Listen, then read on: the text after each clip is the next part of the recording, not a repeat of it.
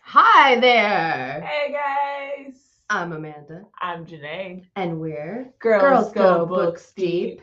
We take deep dives into sci-fi and fantasy content you know and love, and we are getting ready to watch episode 7. Yes. The Doll's House. Of the Sandman. So let's go ahead and dive into this. It's been a couple Buckle weeks. Up, get a snack. All right. First, that's right. Yeah. Hope Happy New Year. Yes, Happy New Year. Hope you enjoyed the holidays. We had a lovely Christmas. We had an uneventful New Year, like we like it. Yes. Yes. We slept in. So we did no cleaning. Day 1 was great. Woke up refreshed instead of hungover. True. So might have to repeat that next year. Right.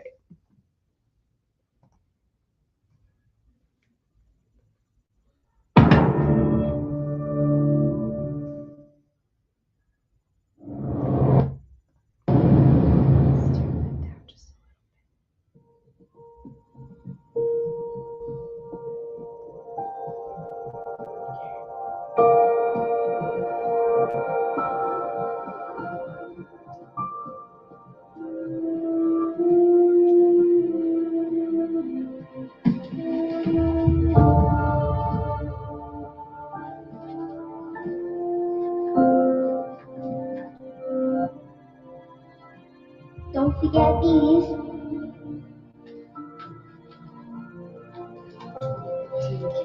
Thanks, buddy. Want to put your shoes on for me? How far is New Jersey from Florida? About 2 days in the car, but 2 He days. doesn't want us to go. Yeah, non-stop if you don't ever pee. I know. I don't know who drives that car, but that sounds like way too long. Too long?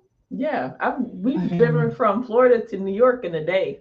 Your dad and I were talking. Yeah, like I said, y'all need to get it together. It's better if Rose and I get settled first and then bring you out to New Brunswick. What? We can't leave him. I'm not going with you. Not this trip, sweetie. Dad promised. He changed his mind. He said he'd miss you too much. I'm gonna go talk to him. Rose. He's not in a listening mood. He's just doing this out of spite. What happened to sharing custody? I can't take Jet without your dad's permission. Say goodbye to your brother. And wait for me in the car, okay? It's her dad too. He can't go, but she can. I love you, Jetty. Take me with you. She probably has full custody of the daughter, though. That's why. And has shared custody of the son. Please. I'm sorry. Rose! Rose!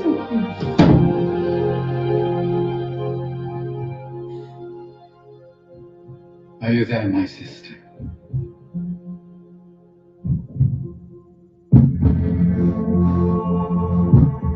Will you talk to me, Queen of Despair?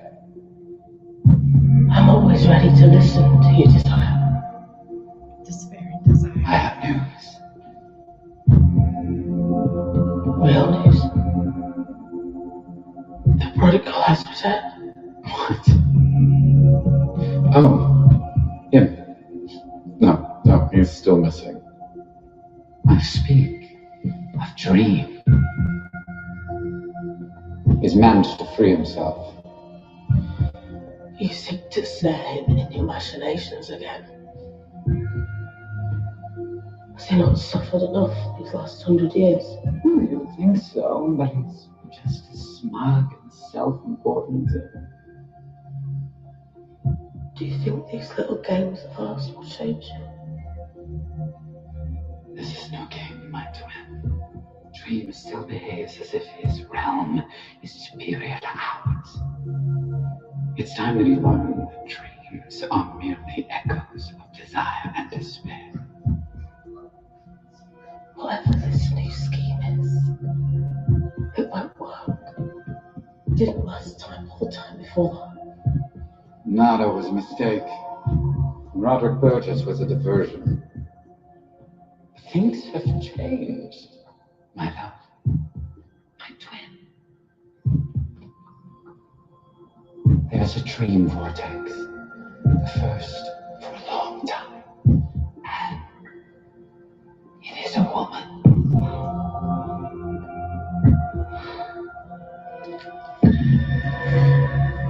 Shall we wait? We'll have to wait. The girl has no idea what she is, but she is already doing what vortexes do. Bringing everything and everyone to her, including Morpheus. Who is she? The woman who will be dreams undoing. Her name is Rose. Rose Walker. Rose. I found a new photo of Jed. What? Well, not new. New to me. Miss Bloom?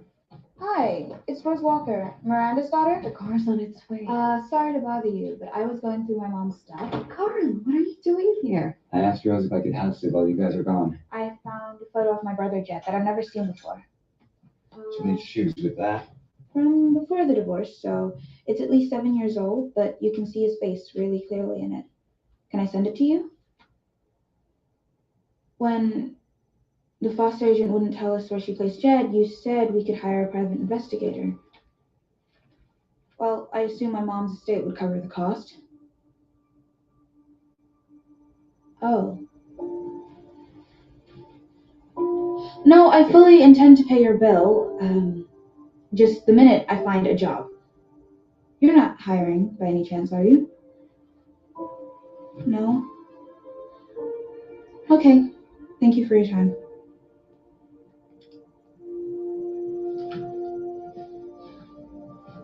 There's no money left? She said Mom spent it all on the apartment. She wanted you to have a home. She wanted Jed to have a home too.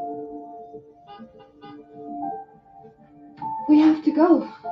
I don't think I can. Rosie, How can I leave the country when I have no money, no job? listen to me.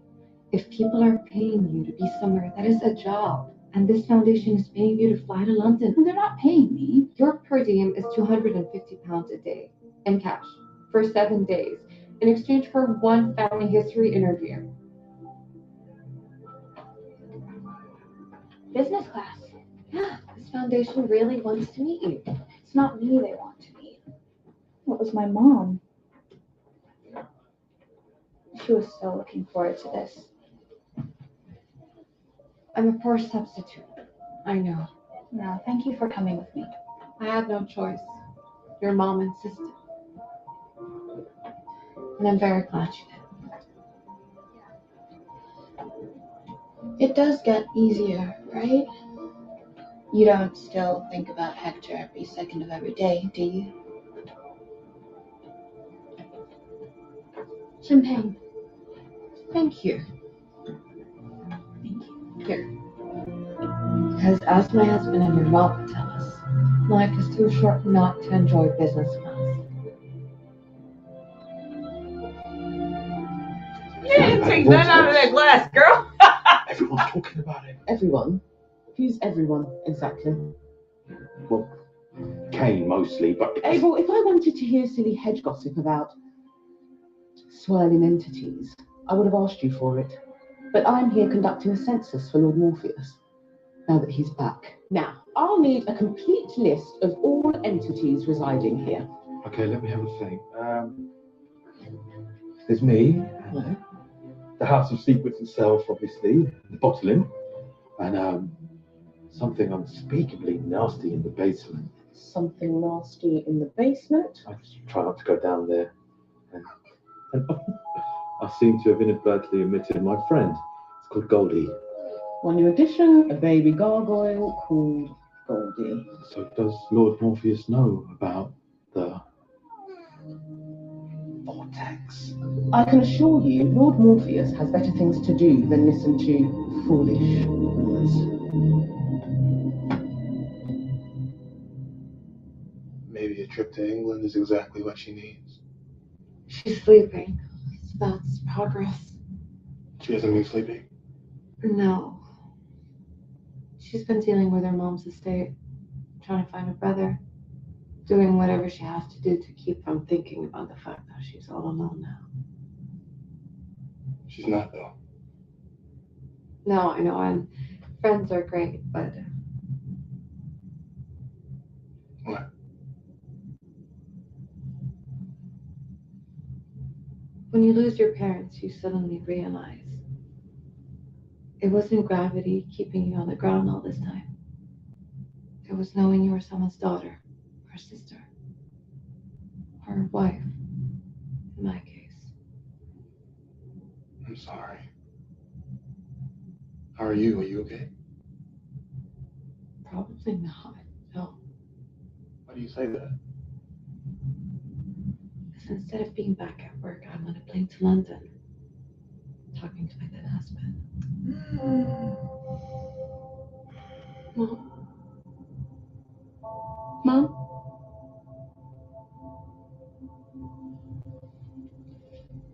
Sorry to wake you. Would you mind fastening your seatbelt? Thank you.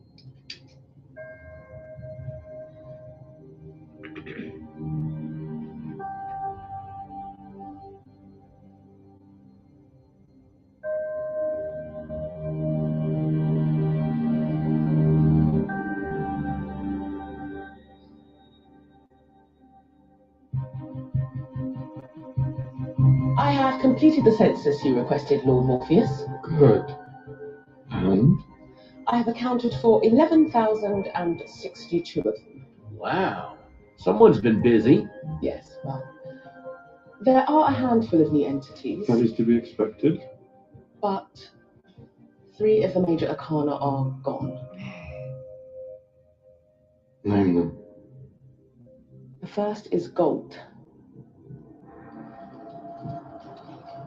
A nightmare who, I must say, I never trusted. She is a shape changer. It is not in her nature to be trustworthy. Who else? The Corinthian. I assumed as much. Still feeding on the dreamers he was meant to serve. Yes. The last? The last is Fiddler's Green. Fiddler's Green. That is passing strange. He is, after all, Vavasor of his own dominion and always so reliable. I know. This is my fault. Had I been here fulfilling my function... It was not your fault, my lord. No. Then whose? I'm afraid there is yet more news. Gossip, really, but Go on. there are rumors among the dream folk of a vortex. Perhaps you might wish to investigate. The rumors are quite true. There is a vortex, a true amulet, the first of this era. Then you must hunt for it, sir. It must be controlled. The vortex Stick a pin in is the a major she, arcana. Lucia, not an it. And the endless are forbidden from taking action against any mortal who is not an active threat. Yes, but should the threat become active? Then perhaps one of our problems may prove a solution to the other 3. She is a vortex after all. Sooner or later she will draw the stray dreams to her. Is that not risky, Lord? She could destroy the dreaming and the waking world in the process. I'm watching her. Yes, but only when she sleeps. Perhaps one of us should surveil her in the waking world. I think it best I not leave the dreaming unattended for now. I could go. Very well. Lucienne will tell you what to look for, Matthew. And what you see, I too will see. He's just gonna walk behind her the whole time. Can you imagine walking down and be like, the fuck is this bird doing following me everywhere? He's like, wait up, you're walking fast. Thank you.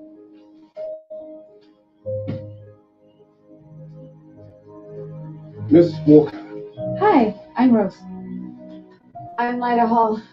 Are you the attorney, Mr. Haldwell? It's Holdaway, miss. Sorry. And we call ourselves solicitors on this side of the Atlantic. Is this the Foundation headquarters? This is a private care home for the elderly. My client is a resident. Shall we go in?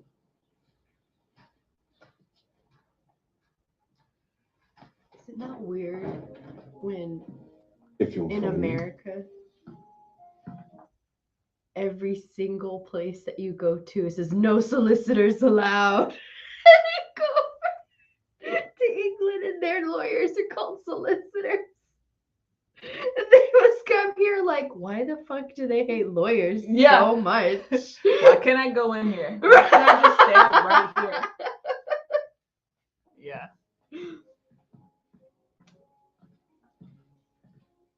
Your client runs the foundation? My client will explain everything much better than I can, Miss Hall.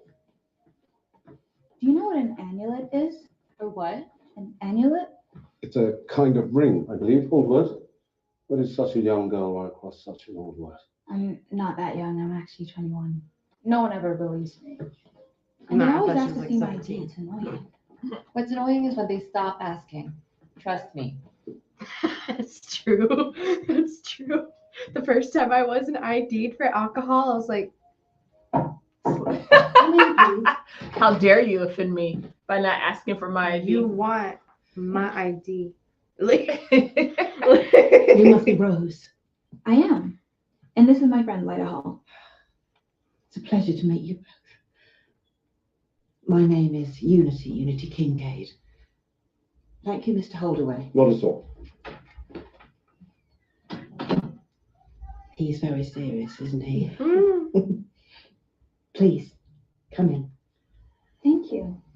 Unity is such a Is unique this- Oh, name. that's That's mine why I when I was was like, a girl. Unity Kincaid. I'm like, sounds It looks like a brand new. series of books for young Might women as well who be. solves mysteries. I didn't get a chance to play with it. Why not? Well, that's why you're here, actually. The doll's house was a gift for my 12th birthday. The doctors tell me that on that night I fell ill with something called encephalitis lethargica. Rise and shine, Dormouse. I fell Oh, asleep she was the girl we saw from Oh, So Wow. Bobby? Talk about like Unity. connecting dots. until 8 months ago. But in my dreams, I had the most glorious life. I took over my father's business, and I met a man with golden eyes, and we had a baby. But it wasn't until I woke up that I found out that none of it was real. Oh my God. Oh, horrible. Except the baby. Apparently, while I was asleep in hospital, I had a baby girl. They hushed it up at the time, but Mr. Holdaway found out that she was adopted by a fine family. No, And no, that no, she no, no, grew no, up to have no. a daughter of her own, called Miranda Oh my God. Walker. Your mother. I'm your great-grandmother, Rose. And I'm sorry to have brought you here under false pretenses, but I thought that if it were explained to you first, you might not have come. And I don't think I could have borne that.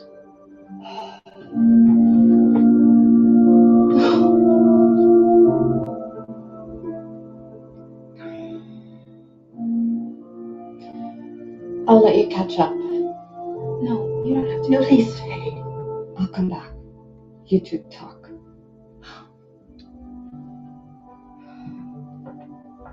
So much just happened. Right, in like, one what? scene.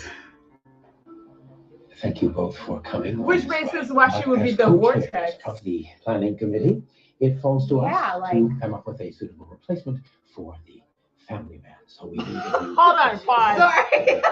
If not soon. My brain had to process that for a second. So this is the girl that we saw in episode 1. Yeah, who was like the first one that like Didn't goes wake out. up. Right. So she had a whole life in the dream world. Ended up actually having a baby. Which makes me like, is her brain processing something that's happening to her body on the outside and blending the two together? Well, there's, people believe that like if something happens to you in your dreams, that happens to you physically. Like I've people experienced that. So on both ways. Like I've heard barking outside and heard barking in a dream. And then there's been times that I've like been holding a glass of something in a dream and wake up to my hand like that. Yeah. So I wouldn't be surprised. But then again, like what, she had like an immaculate conception baby? Like is she being sexually assaulted on friggin' like while she's laid up in a hospital? Because that's not unheard of. You know what I'm saying? Like but then to find out like she woke up 8 months ago, so probably when Morpheus went back. Finally got back to the dream with his shit.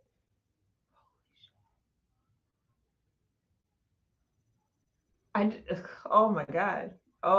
Like imagine you had this whole life and you wake up and you realize none of that was real and you've been in this bed this whole time and you had a child. That's crushing.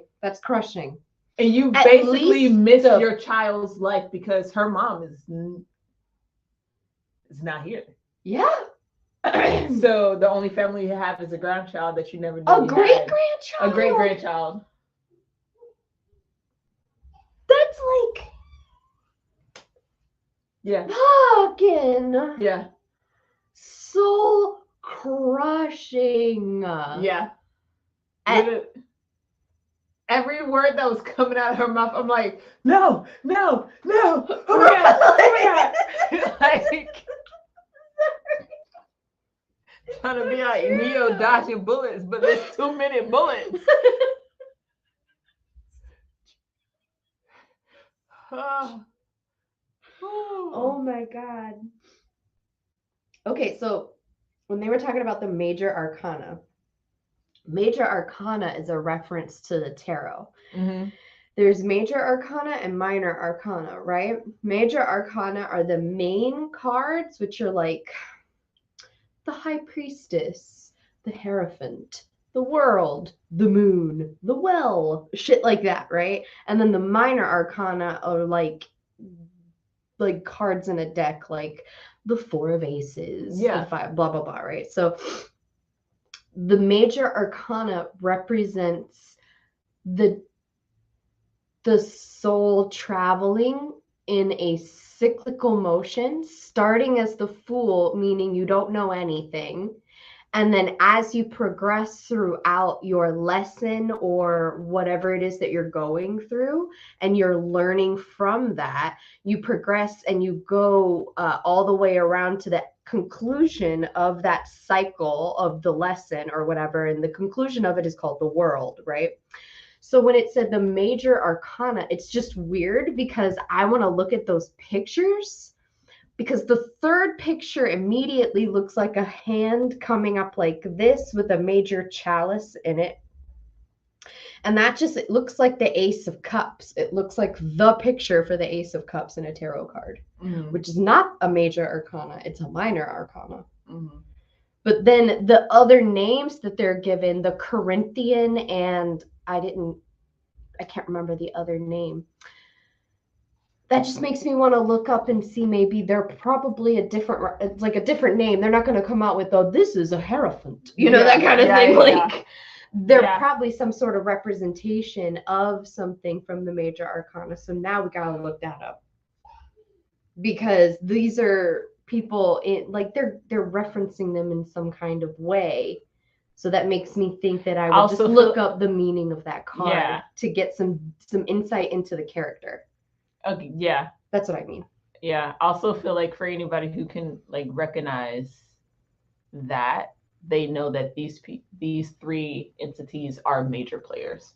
Yeah, exactly. Like they doing some stuff in this. But because they're not using the names, I'd have to figure out which one they're representing. Yeah. And then, so I gotta do that. Do we have any other big names coming? Moon River. The Candyman. We need a marquee player.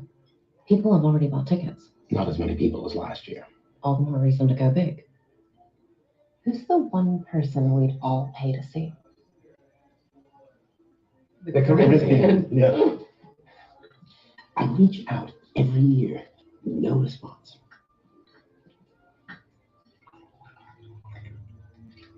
No. Thank you. How old do you think he is? The Corinthian. Oh, he's been around for forever. No. The waiter.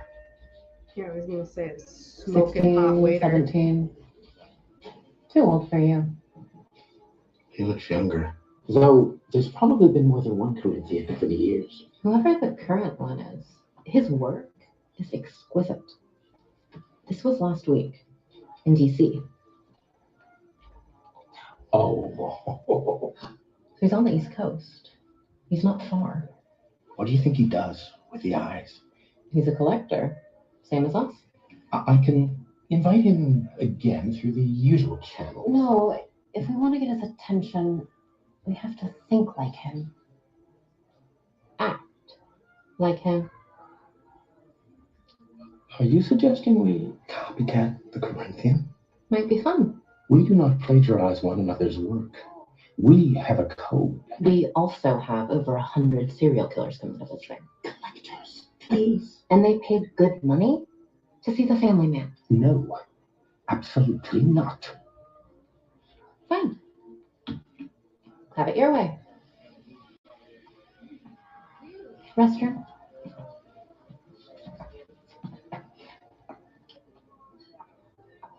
Do you think the Corinthian has a type? May I help you? Well, you're not Rose Walker. No, I'm Carl. Oh, Rose's Carl. roommate? House sitter. She's away. Ah. I'm And you so are? sorry for you. I guess you could say I'm kind of a headhunter. So you'd offer Rose a job. Seriously? Do you know where I could find her? She's traveling at the moment, but I can give her a message. Yeah, how long do you think she'll be away? A week. But you're welcome away. I knew I was coming. I was like, yo, you putting something on there. He is not interested, but I see what you're doing. A convincing collection would take months of research. We'd need the right tools. Plus, why would the Corinthian even care about a copycat? Well, I'd care. If someone was out there taking credit for my work, I'd find them, and I'd make sure they never did it again. Thank you. That's another good reason not to do it. Right, that settles it. We've decided. We need to go. Thank you. Thank We you. can't go. We have no guest of honor and no plan moving forward. I want dessert. Where's the waiter? We have a plan. We are sending a message to the Corinthian. And the waiter isn't coming back. Oh.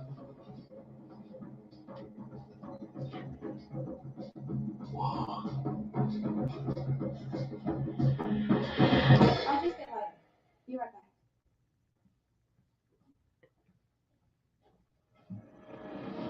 We will be. Rose. We will be.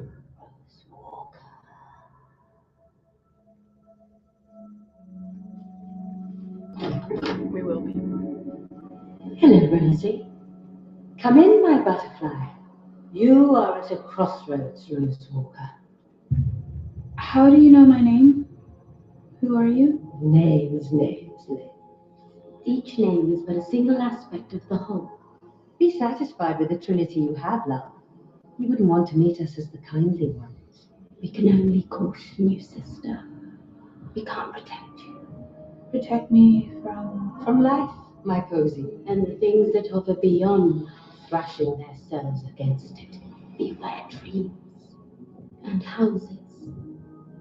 What do you mean? You've asked the wrong question. Had you asked the right one, we could have warned you. Against the Corinthian, told you about it, and about Morpheus. They did you a favor just then, though. They gave you the names.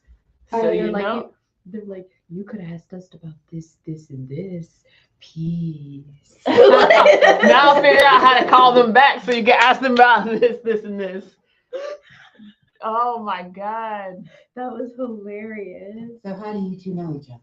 We're neighbors, actually. But the house, though, that's the thing that I'm And like. when my mom got sick, Lida and her husband basically adopted me.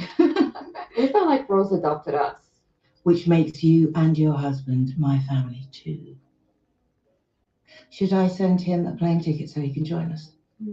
That's very sweet of you, but Hector passed away about a year ago.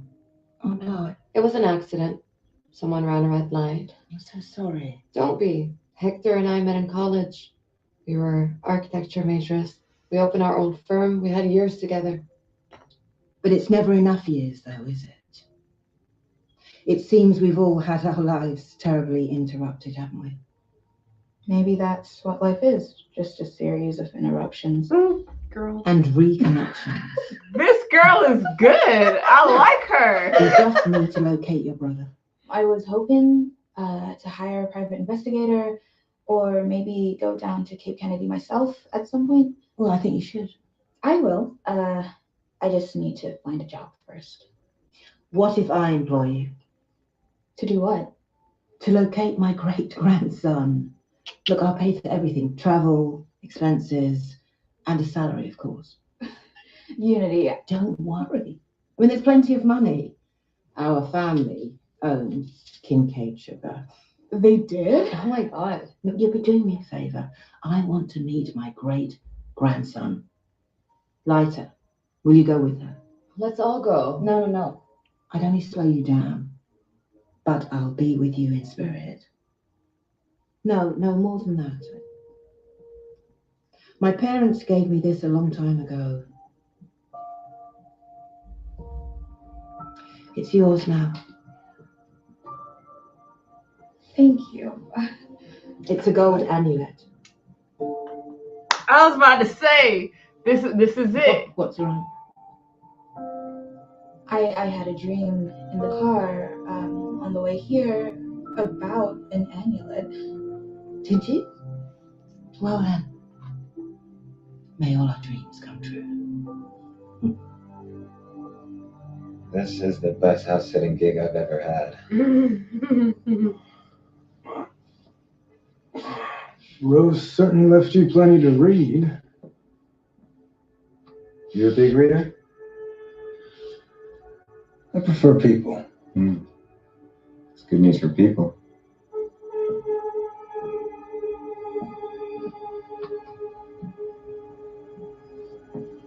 You never told me about the job. Wait.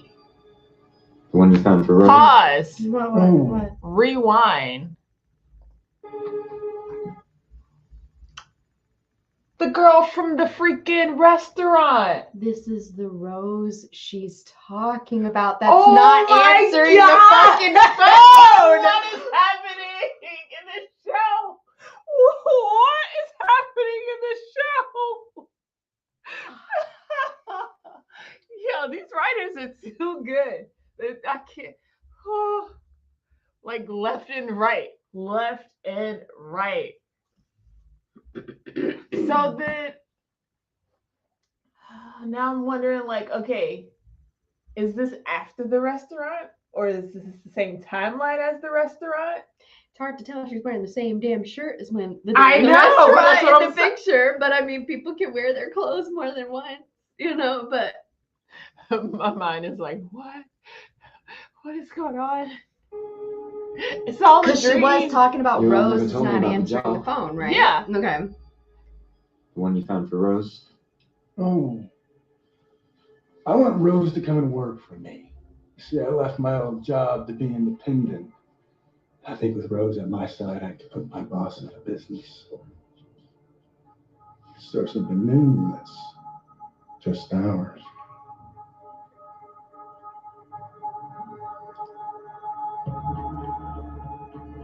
Something wrong? Yeah, I gotta get to work. More headhunting? Well, it looks like it. You sure you don't have time for just one more round? Maybe this time without the dark glasses. Ah, don't do that. You...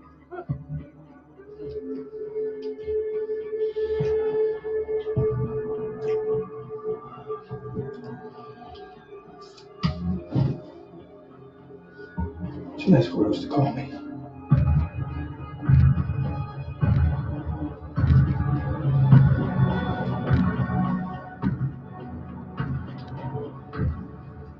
Here she is.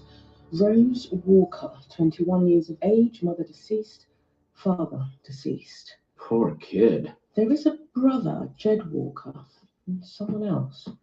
Is it true? Yes. The plans for the new Celestarium have been approved. I'm not here to talk construction. I'm here to talk about the vortex. Lord Morpheus is already monitoring her dreams. He better be. And sending Matthew to watch her in the waking world. What? Who's Matthew? Merv, it's me. Stop. He's sending the new kid? Why not? You've been here for 5 minutes. Do you even know what to watch for? No. Do you want to go? I do not. Then tell me what to watch for. Any unusual behavior? Said the pumpkin to the talking bird. If the vortex manifests, she will do so in her dreams, which of course reflect her waking life. So look for any signs of shock or trauma. Anything that could trigger her into killing us all. So basically anything. Basically, yes. Kid's a natural. Oh, and Bertie, you see anything, you tell Luciette before you tell the boss. Mervyn? Stop. Everyone knows you secretly run this place. I got no problem with that. Atta bird. Thank you, Matthew. Now, about the new Celestarium. Merv is that old guy that works there that knows everything.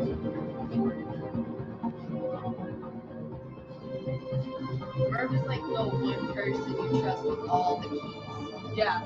Yep. He talks a lot of shit, walks slow, but you know what? You're all right. Look at yeah. Rose, Al? welcome home. Thank you. Oh, how does it feel to be back? Cape Kennedy is exactly how I remember it. Yeah, change is not something that happens in Florida. Oh, you must be Lyda. I'm Hal Carter. Nice to meet you. Nice to meet you. Hal owns the B&B. Yeah, it was my grandmother's house once upon a time, but it's better now. Oh, let me. Thank you. Were you guys friends before? No, We met on the phone when I made the reservation. I may have told Rose my life story. I definitely told Mom. Hey, are you Rose and Lyda?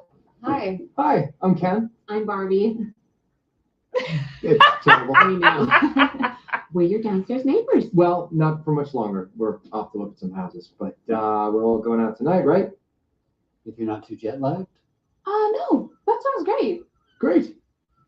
And good luck today with the foster lady. Thank you. What the I'm gonna tell them your life story as Fucking well. Florida, It's this just is what happened. to spread the word about your brother. It's not because we were Oh God, I gossiping. swear. Like they cannot just We were not sorry talk. to hear about your mother's death. Like the Oh, and your husband's. Chantal and Zelda live upstairs across the hall from you. We possess the largest collection of stuffed spiders in private hands on the eastern seaboard.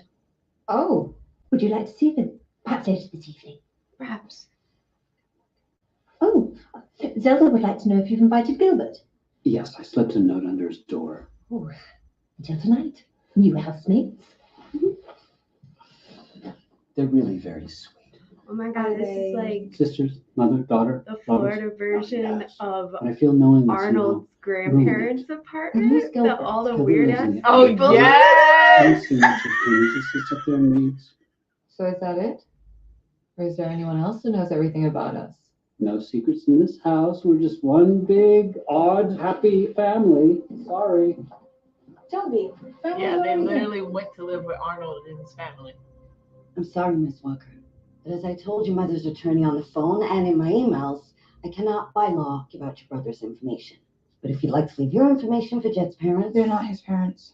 They are, while he's in their care. But I'm his sister. I understand that. But you have to understand that as such, you have no legal claim to him. Could you just be a fucking human being for a second? Please? Rosie. No. We came all this way. My parents are dead, Miss Rubio. Jet's the only family I have left. He's it. I just want to see him. Or talk to him. Just let him know I'm here. Rose, if I tell you where your brother is, then what? I get in touch. I tell him about our mom.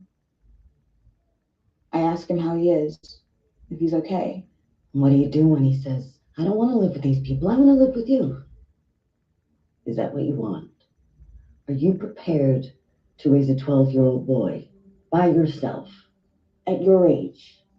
I'm having Have this a job? conversation with you because Healthcare?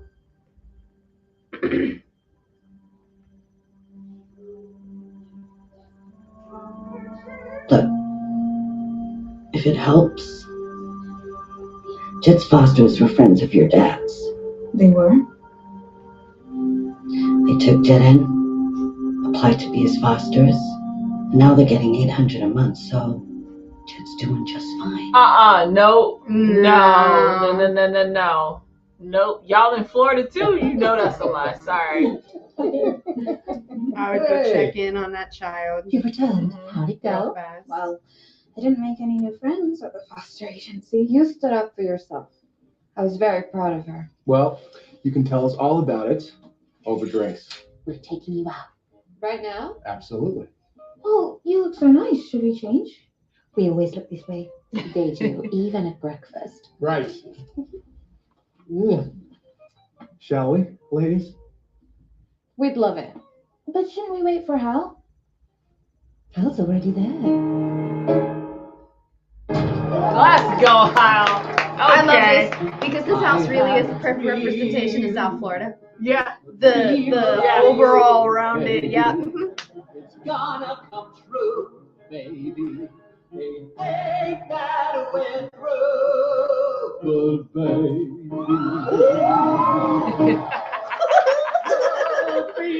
Love a reveal. You'll be great. Gonna have the whole world on the plate. Starting here, starting now. Honey, everything's coming. Roses. Play the decks, play the tracks. You got nothing to do but relax. Blow a kiss, take a bow. Honey, everything's coming. Roses. Now's your inning. Stand the world on its ear.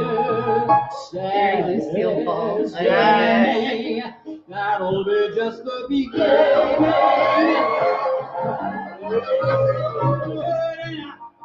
Light the lights. You got nothing. Wait, I feel like this is exactly what she needed. Yeah. Well, you'll be great. I can tell. Just wait. That lucky star I talk about is everything's coming up, roses and daffodils. Everything's coming up, sunshine and Santa Claus. Everything's gonna be bright like the lollipop. Everything's coming up, roses for me and for you. Great song. Hello? Unity? Hello? Hello? Are you there? Is your friend not there? I'll be a friend. Oh, no. And a girl like you shouldn't be alone. Florida. I'm not alone. My friends are inside, so I should probably. Oh, We'll take your phone and your wallet. And that ring on your finger, too. Gentlemen, seems to me that this young lady is desirous of retaining her jewelry and her honor. You'll excuse me if I intrude. Thank you, but that won't be necessary, sir.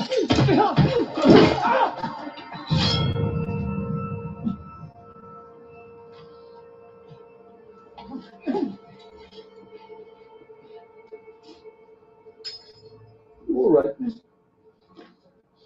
Sorry, that was really dumb of me. Nonsense, you believe No, it? it was. But thank you for your help. You didn't need my help. You were doing quite well on your own.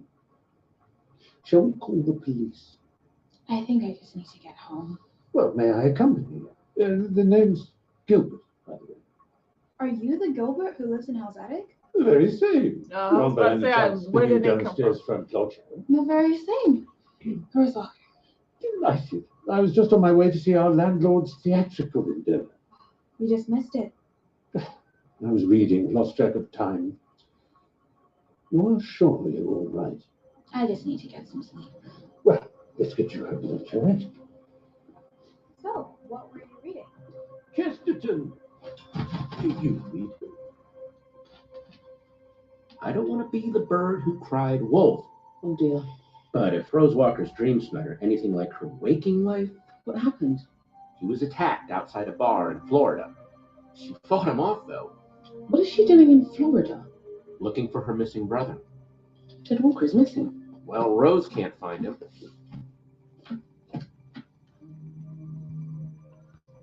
What?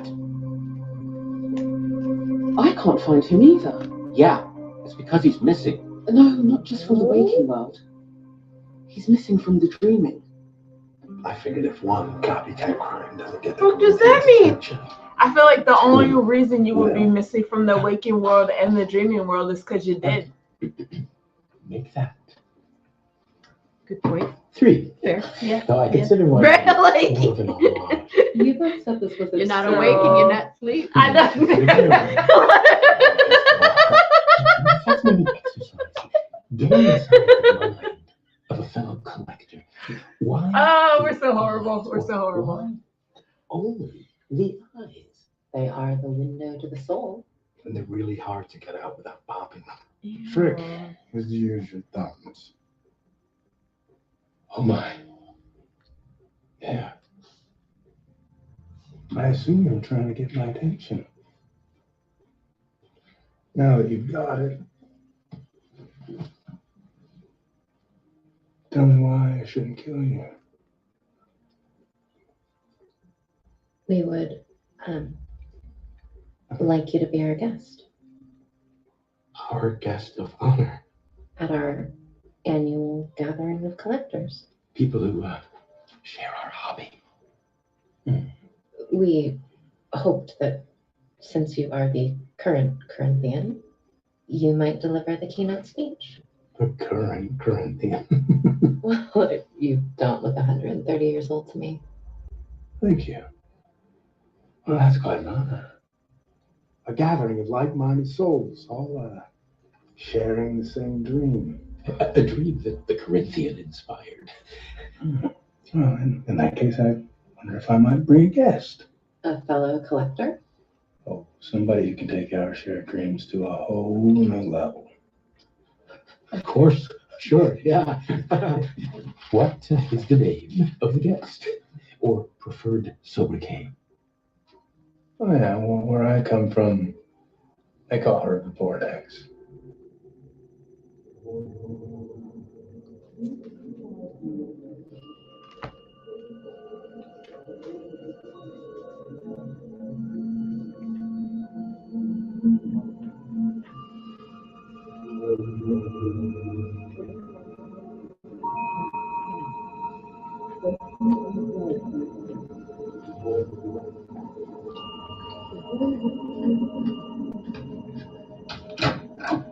Jed Walker is still in the realm of the living, but I cannot find him. No. Nor I, my lord. All humans are connected to the dreaming. They spend a third of their life here. Breaking that connection would require knowledge, Oh, crap. power, We spend a third of our life It may drinking. interest you to know that the Spend a third of last our life nightmare sleeping. Jed That's Walker why had the before he mattress disappeared that you have was a is ghost. very fucking important. You think she severed him from the dreaming? I do. Why? What? Because he's not just any child, is he? He's Rose Walker's brother. She is the Vortex. Excuse me. I am Rose Walker. Fish just walked. What do you know about my brother, Jed? Yeah. Which I heard you talking about. I know. What the fuck y'all singing my name for? Where my brother at?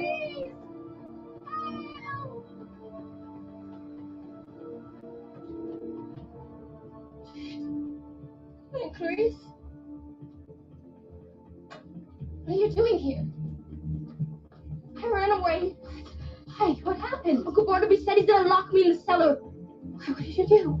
Nothing. I swear he hates me. That's not true. We have to get away from him, both of us, right now. Where do we go? We could go anywhere. We have to go now. Oh no, we're done here.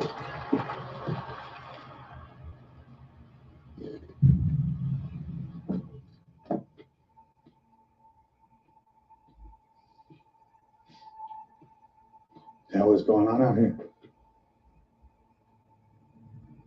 Nothing, Barney. I found Jed. I was just gonna bring him home.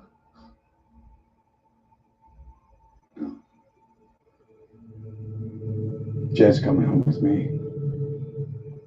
Are you, Jed? Yes, sir.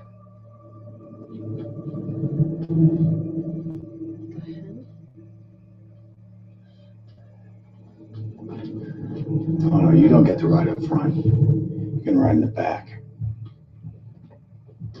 Oh, hell no. Barnaby, no. You want to get in there with him? Then don't tell me no.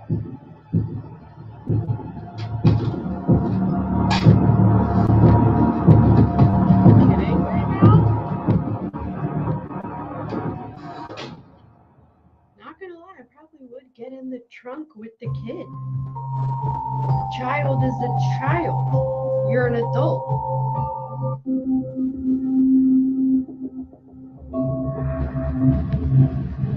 Oh my god.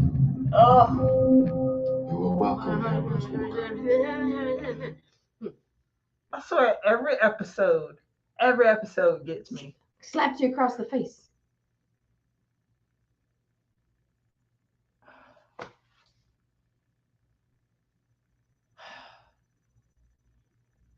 There was a lot that happened in that episode. There's a lot going on in that episode. You got the great grandma and the great grandchildren, and you got the one daughter, and she's looking for her brother. Find out she's the Vortex. Okay, what does that mean? Right. Good question. Apparently, she could walk in and out of dreams like it ain't nothing. Just walked up on Morpheus, like, why you got my name in your mouth? For real. Like, why you talking about my brother? Where is he? We ain't see nothing about her brother the whole episode, and then we get the last little piece of the episode, and you realize her brother is definitely being abused. Yeah. And I love how that's the most disgusting thing. He's getting $800 from the state. He's being well taken care of. And it's just like, no. You are in the system. You're a dumbass bitch. Like, yeah. For real. I guarantee that's some TV shit right there. Sorry. Yeah. Because there is not one person. I mean, they can't blatantly say that that's what people are doing because that's fraud, and you can't accuse someone of doing that without like proof or whatever. But a hell of a lot of people take foster children in and treat them like shit and overcrowd their house and barely fucking feed those kids and beat them and have them all like 8 kids sharing one fucking bedroom and pocket $800 per fucking child and just pocket that shit. Yeah. It's a whole business in and of itself. Yeah. Shit, it's disgusting. Yup. Yup.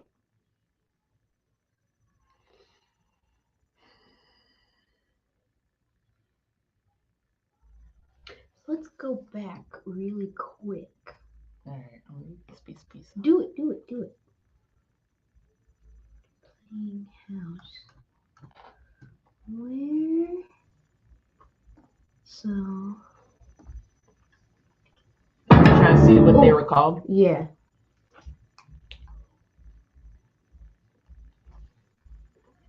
I love how despair and desire are twins. Yeah. And who is the person who plays Desire? Because the face looks super familiar. IMDb.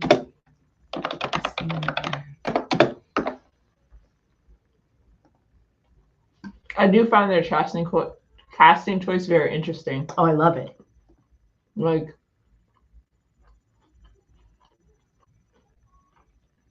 I love the sexual androgyny, the way they have the makeup on, everything about the look. Yeah. The second they were on, I honestly don't. They probably go by they, but I honestly don't want to assume, so I'm just saying they. But like the second that they were on screen, I was just like, "You're so pretty."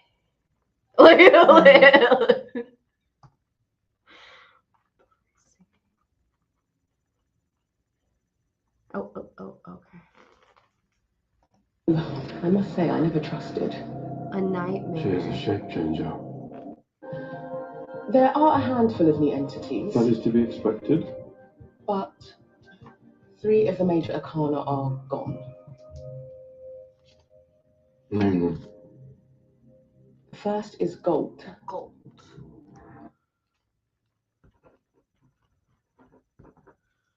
The second is the Corinthian. Mm-hmm.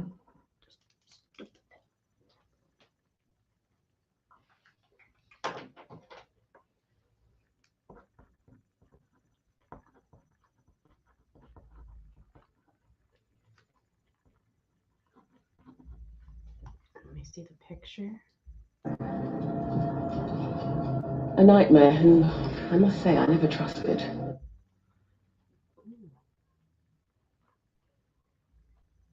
Okay. They both don't have eyes. Like he has teeth for eyes. She looks like she got no eyes at all. So I think it's weird. So she and the other guy are also nightmares. They're both nightmares, but they're major arcana. Interesting. But she's a shapeshifter, so technically she cannot be a nightmare.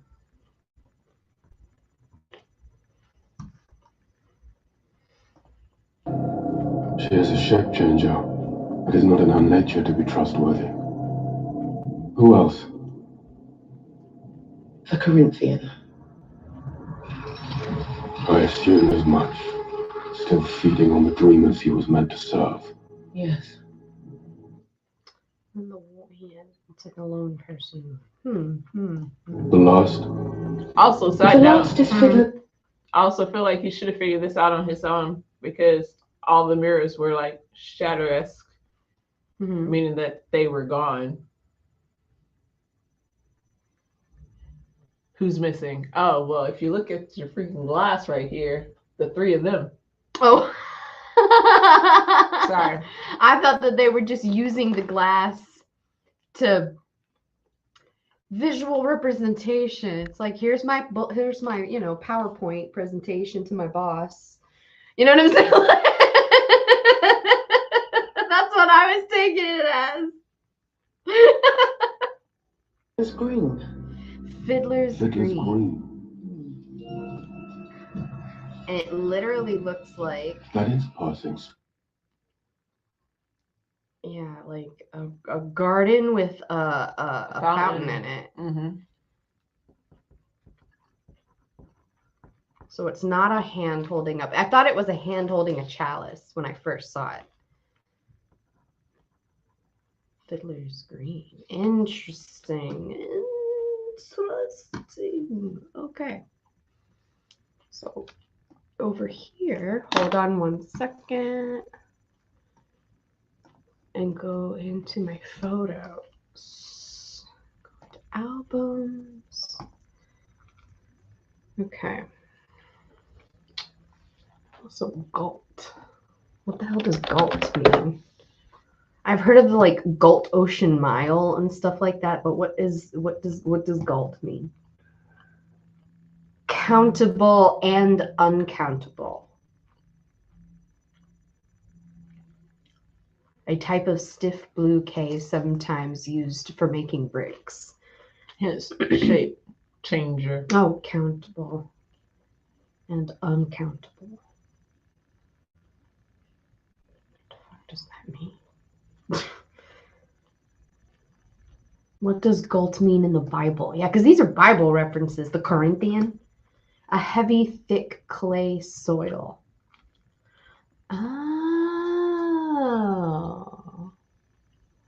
Oh, maybe they're talking about the golem. The golem. Have you ever heard of? Not Gollum, golem. Jewish. Yeah. Okay. A golem is a creature formed out of a lifeless substance, usually like clay or mud, that is brought to life by ritual incantations and sequences of Hebrew letters. It's like ancient Jewish Kabbalah mythology kind of stuff.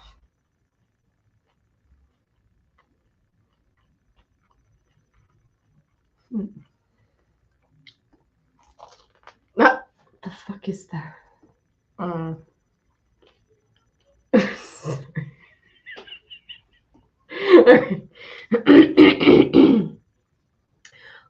Galt.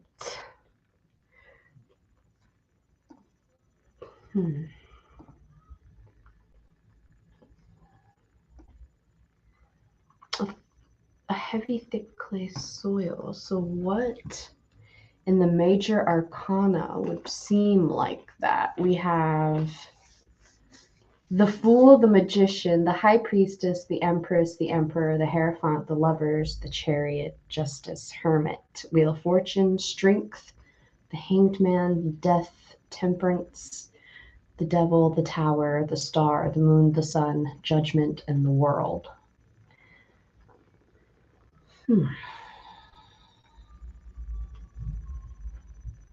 It's not the devil, because we've already talked about that. It's not death, because we've already talked about that as well.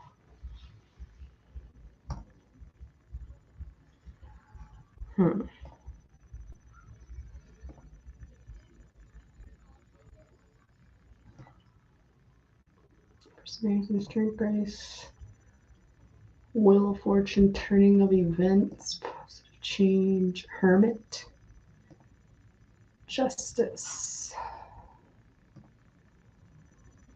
the Chariot, victory, the Lovers, choices, decisions, relationships, Shapeshifter.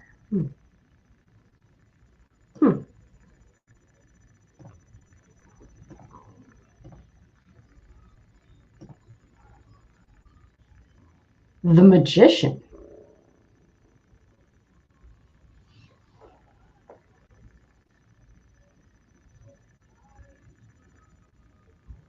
As the first numbered card of the major arcana, the Magician can represent beginnings, but in contrast to the 0 point of the Fool, the number 1 indicates that it's a specific idea or goal is now present. No, there's initiations, acting on one's will. That one's kind of hard.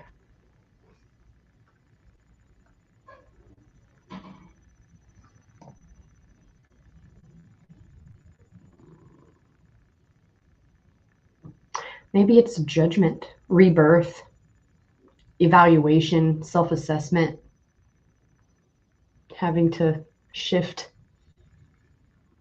something. I don't know. The Corinthian. So you got me. I know. I'm trying. I'm stretching here. What does Corinthian actually mean?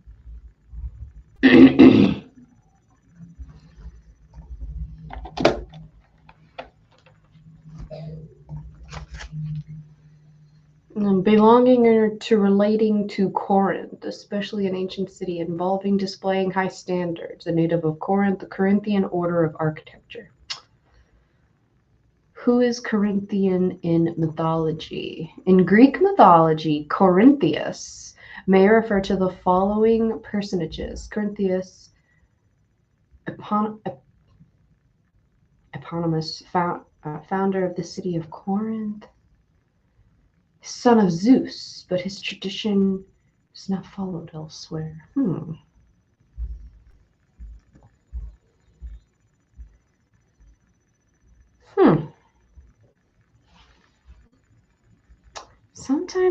Sometimes people's like, you can see their mind arc. You know what I'm saying? You can see where they got the idea from and how it evolved to be where it is now. And then there's some people where like you see this and you kind of see how it connects to something, but you have no idea how they got from here to this, like how it connects. But they know something that clearly we don't know. I mean, with this show, I feel like they're only giving us bits and pieces as we go. Because think about it, this episode, we just connected dots from the first episode, and we're on episode 7. Right. And a couple other episodes too, like from episode either 5 or 6 with the girl from the restaurant. Yeah. Like, it's just like so I'm much. still trying to figure out why the hell this nightmare ass motherfucker has teeth in his eyes and is called the Corinthian. I just don't get it. And like, it's so cool. I want to get it. I want to be a smart person. Maybe it's nothing to get. Maybe but it's that's just bullshit, you know. Maybe there's some mysteries that just need to be left a mystery because it keeps you intrigued. I don't know. I'm just like. Do you remember Lost? I never watched it.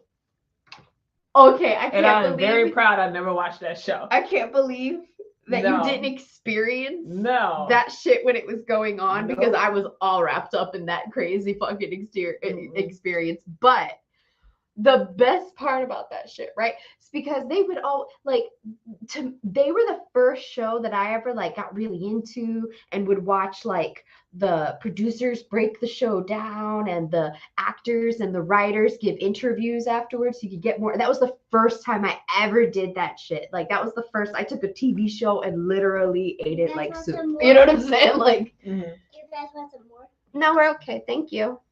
Thank you so much. They don't want no more.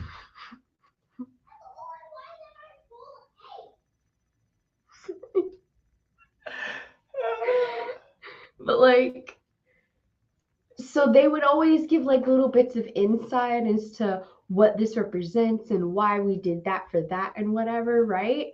And by the last season, so many people were fucking hyped because they're like, they're finally gonna answer some fucking questions, right? Like they're gonna give us reasons behind this thing and behind that thing. It was like Game of Thrones. It was my first Game of Thrones, you know what I'm saying? And then one of the things that they did in, I think it was like the second to the last episode or something like that, is one of the quotes of a character talking to a new character, somebody that you've never seen before, but it's explaining deeper backstory. And one of the things she says is, sometimes there's mysteries that never have answers. Oh, they set y'all asses up. Don't you know? They don't give a fuck about you. Like, they literally said that shit. They had that. That's like, that was a straight up F you to all the fans. It's like, y'all want to know? Well, it's better that you don't. There's Sorry. some mysteries in this world that just don't have answers. And you know, I can't argue with that because that is fucking true. But fuck you, right? Like, I've invested 7 years into this shit. Like, and they said, thank you for coming. Thank you for being here. We appreciate your time. No refunds. through this stupid season 4 with the flashbacks and the flash forwards and the flash sideways. I fucking stayed through all that shit. You know, that is so bad. Yep. So like some things, yeah, I get it. Maybe they don't have a fucking explanation. Like, but I'm not gonna lie, when it comes to people like Neil Gaiman, I feel like maybe there's not like some crazy multiple step in depth explanation, but there's a, oh yeah, well I thought of this thing and it reminded me of that, so that's why I named it this. You know, that kind of shit. But I just can't figure out that one. Maybe No. we'll figure it out later. Yeah, maybe. Maybe you gotta be a little bit more patient. Maybe. It's gonna come in the later episode and you're like, oh, I've seen that. It was right there. And I just couldn't get there. See? But that's why I want to like put this kind of part on there so that people can be like, oh, that's what you meant. This, you didn't see it, but we saw it. See, we see it for you. Here, see it. We saw it so you can see it. So go see it. Go see what we saw. Yeah. Okay. So tell us what we didn't see. Yeah. Tell us what you saw so we can see what you saw. Also, I want to talk about movies for a minute because you've seen movies recently that I didn't get to see. And I saw a movie recently that I'm pretty sure that you're just not going to go see because you're not interested, but I'm not surprised. I was going to say, what movie did I see that you didn't see? I still haven't gone to see Black Panther yet, which I want to, but I don't think it's in the movie theater anymore, is it? It should still be in the movie theater. It should be? I have no idea. I need to go check. I want to. Mm-hmm. Just wanted to hear what you thought about it. You gotta go see it. I can't talk about it. You gotta go see it. Just nope. Nope. Mm-mm. And when you see it, you'll understand why I can't just sit here and tell you. You gotta go see it for yourself. Anybody who saw Black Panther, no, you can't just be, no, you gotta go see it for yourself. Yeah. Okay, I'm sorry. Yeah. No, because Dan, the minute they started advertising the new Avatar, he was like, we're gonna go see Avatar too. We're gonna go see that shit, right? Because Dan loves the first movie. Not gonna lie, I watched it and I'm like, pretty cool to watch. Yeah. But I was never one of those people who was like, Avatar's the best movie that's ever fucking made. Like, first of all, Avatar was ahead of its time. That's why it was a great movie. Visually speaking, yes. Now it's not anymore. No. So it's not. That's why they said they waited 13 years for things to get to where they wanted them to be. Okay. Amanda's going to talk about that. Oh, jeez. All right. While on one hand, the first movie and the second movie are just the continuation of like a good old fashioned colonizers are assholes. Let's bring that into the modern era. Colonizers are assholes. We all know this. Like, okay, right? We get it. Like it's a modern version of a tale as old as time, basically. Mm-hmm. And visually stunning. But the first movie was like, okay. When I heard someone describe it, that it literally was the graphics and everything. It made you feel like you were in those like extra movie parts for when you're playing a video game. Extra what? You know, like when you're playing like PC games or a video game of any kind, and then there's like you hit a checkpoint, so now they're gonna play a video for 2 seconds and have people talk, and then they give you the backstory of what scene you're about to do. Okay. The whole movie felt like that. And once I watched, because I rewatched the first one very recently, because Dylan thought that the second movie was on Disney, and she's like, "Oh, we can watch it now." I'm like, "No, that's the first one." She's like, "Anyways, we're gonna watch it." And I'm like, "All right, cool." Right. So then it literally almost the whole movie feels very much like like you're Jake Scully running through the forest trying to like kill and learn and do. Right. And then like it's like one of those like side little movies where you hear people say dumb bitch, and then like it's just like one-liners all through the whole thing. It just like felt weird. But it's still like a fun, good movie. It's not like anything crazy, whatever. The second movie, I don't know. I felt like I went to go, it was in one of those X theaters. Mm-hmm. Have you been to one where the projection is on the side of this? That was the first time I'd ever done that, and that was a lot of fun. That was really cool. You really, especially during all the water scenes, to have the whole thing around you be like blue and wiggling. It was really beautiful. I enjoyed that part of it. Very immersive. But like, I'm just going to go ahead and put from this point on, you can go ahead and leave the video if you want. We're going to have some spoilers for Avatar 2 because it's just dumb and I have to talk about it to somebody. Like,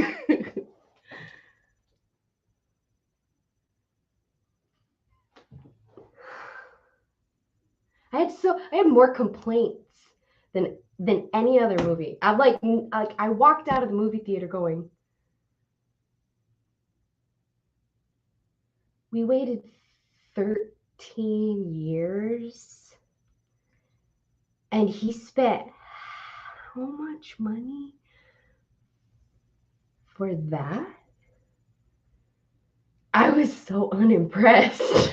I feel like people, so this is when, like, the reason why I'm not gonna go see it is it has nothing to do with the actual movie or people's reviews. It's just like, okay, it's Avatar, it's another movie. It's been 13 years. We are in a different media climate period, so it's not going to have the same effect as the first one. With that being said, everybody, I feel like complaints are so invalid in the sense of you guys are like you're saying it took you 13 years and this is what you. I have legit specific things that I have that I have problems. But I'm talking with. About this specifically because you weren't the only one who said like it took you 13 years and you came up with this. Yeah. Y'all forget it took him how long? 1, to make the first movie. 2, the technology that he's using to do this movie. I was just really surprised. You think that the CGI would look better? They've spent so much time because if it's the same thing, why would it look better? What do you mean if it's the same thing? It's the same process they did for the first movie. Why would it look better? Because they said they waited this long so that they could get better technology and all of this shit. Look at all the movies that are coming out. Avatar came out, it set a catapult of what we could do with movies. Yeah. So that's what everybody started using. Everybody's using the same thing. It has not gotten better. Yeah, but the thing is, you tell me you haven't watched Marvel movies, and it has there's not moments when you can see that's not that good, but then there's times when you're like, damn, that was nice. That was a beautiful scene. In the movie theater. That's what I mean. In the movie theater. I was in the movie theater. Okay, let's talk about Spider-Man No Way Home, because that was all fucked up. Okay. And they had the best of the best. You definitely caught way more problems That's what I'm saying. than I like, did. Where I in think Avatar, I people kept catching it. Like, it kept taking me out of the storyline because it was so glaringly obvious. But I think people get so caught up in the Marvel movie, the whatever movie, that I'm just like, no, I'm watching the movie and this is fucked up and y'all enjoying this. Let me quiet. No, I know, I get this. I was still enjoying the movie. Yeah, but there was definitely like moments where I was just like, I would be so into it. And then this one particular scene, you could tell it was just such a short clipped scene that they probably didn't spend as much time on such a fucking short, like a bink, So it's just that bink and then comb over here, but it looks like a fucking outline around his body. It just looked ridiculous in certain ways. It looked so bad. But my main problems were like through the story itself. It's like, before you even go there, let me ask you, is it, thinking about the story, did you gotta think about this? They're making this movie. This story was made 13 years ago. Well, I mean, essentially, but I mean, they finished the whole damn thing, right? Every 6 movies out 6 years ago, and they haven't edited anything since What do you then. mean 6 movies? There's going to be 6 movies. But this is the second one. Yes. So they've probably filmed this movie years ago because they have to do all the motion capture. And then they have to go and do adding the editing and all that stuff. Right. Mm-hmm. So that's what I'm saying. Like, this script was written 13 years ago. What were we doing as far as stories 13 years ago? That's what I'm saying. As far as this, no, no, it still okay. no, it still wouldn't hold water. Okay, still wouldn't hold water. Because, okay, the main thing is that from the first movie, the Sky people, they have to go back because whatever, they got their shit, but they kept warring, and eventually the Sky people had to fucking go back. But then 13 years goes by, and the Sky people come back down to Pandora, and they say, fuck you guys anyway, we're just gonna bulldoze. So it's like straight on war between the Sky people and the Na'vi, right? But the Na'vi have Jake Scully, who has Marine training, so he's and now he's got 5 kids, right? And the 2 oldest sons are old enough to fight with him. Okay. And he's basically been training and creating an army out of the fucking Na'vi, right? And they are in that shit. It is like from the minute the movie starts, it's pretty fucking sick. Some of the stuff is just visually like blows your hair back, but at there's just like small moments where visually speaking I couldn't help but see it, so it takes me out of the scene. I know, because you said the same sort of thing in the Spider-Man movie. Yeah, you can't help it, you know what I'm saying? But so it's basically the first movie, typical old-fashioned sequel. We're gonna take the first movie and we're gonna do the exact same thing, but in reverse, like with the kids, like we're gonna, it's like old fashioned in that way, but I don't hate that. That's not the part that I hate. Some of it's going to be nitpicky. Some of it is not nitpicky. I don't give a fuck what anybody says, right? So they're fighting all these people. They get some information. Oh, the guy that was the bad guy in the last movie that they ended up killing or whatever, all his group of people of jarhead assholes get brought back from Earth because like they downloaded like their brain and their personalities and stuff onto chips, put back down to Earth, and then brought them back to Pandora and downloaded that information into Na'vi bodies. Okay, that's so now, an interesting twist. It is an interesting twist. On top of that, something that was never brought up at all whatsoever in the first movie, that same jarhead asshole with the scars on his head, he had a baby there. And the baby was left behind when everyone else died or went back to Earth. Because there's very, very few people who stayed behind who were cool with the Na'vi. Yeah. Who stayed, right? Everybody else left. Yeah. That baby stayed. Oh. So now he's a grown-ass man who's been raised by the Na'vi, who's now Jake Scully's like adopted son. Okay. But he's the jarhead son. So it's this weird like inversion thing. So they used in the original movie, they sent Jake Scully into the Na'vi to teach him their ways and their language and everything so that he could report back to them and they could get the unobtainium from underneath the big ass tree, right? Yeah. So in this movie, basically the son is basically reporting back to the humans. Kind of. Yeah, he is. They abduct him, not knowing who he is. Figure it out. And then they're forcing him to teach them how to do certain things so that they can start fighting them and they're purposefully, that little clan's mission is to take out Jake Scully. Like that's their mission, is to snipe his ass because he's the one creating all of this problem. If they get rid of him, then they get rid of the issue, right? But the whole thing throughout the whole movie was very fucking annoying because I get that that's your directive and that's your like mission, but he makes it like a fucking personal thing by the end of the movie. Like he fucking hates Jake Scully and he's gonna do everything he can to murder Jake Scully and his whole goddamn family. Wait, who? The son? No, the dude with the. Okay, that makes sense. Kind of. It makes sense because you think about it, you're missing technology with a personality that's going to evolve and then just fucking go crazy. Yeah, but they don't give that explanation.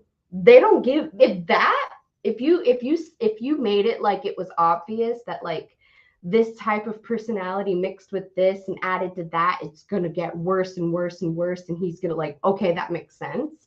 But it's just like, he's just there. He's given a directive and a mission.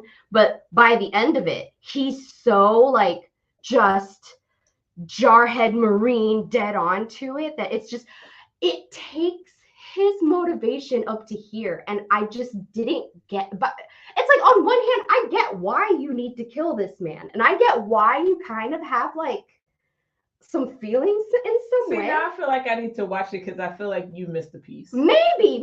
That's why I kept trying to talk to Dan about it. And he's just looking at me like, you're thinking too hard about it, Amanda. I'm like, you no. missed the piece. You missed the piece. That's what happened. I'm like, no. I don't fully fucking understand this man's motivation to be this fucking ridiculous. You know what I'm saying? Like on one hand, yes. But on the other hand, fucking. Because think about it, if it's this guy and then they found out that was his son and then you have this dude raising your son. The entire time he gives no fucks.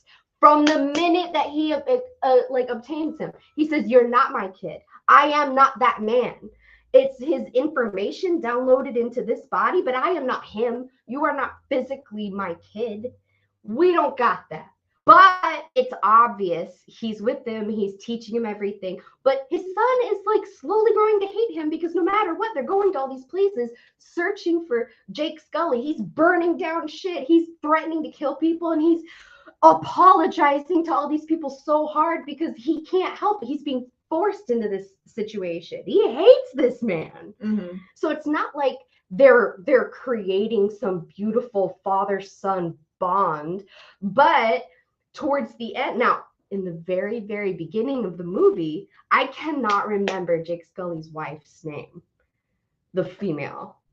Zoe Saldana's. The wife. I'm just going to say the wife. I cannot remember her name. They really sideline her character. They sideline the fuck out of her character in this movie, which I was like, okay.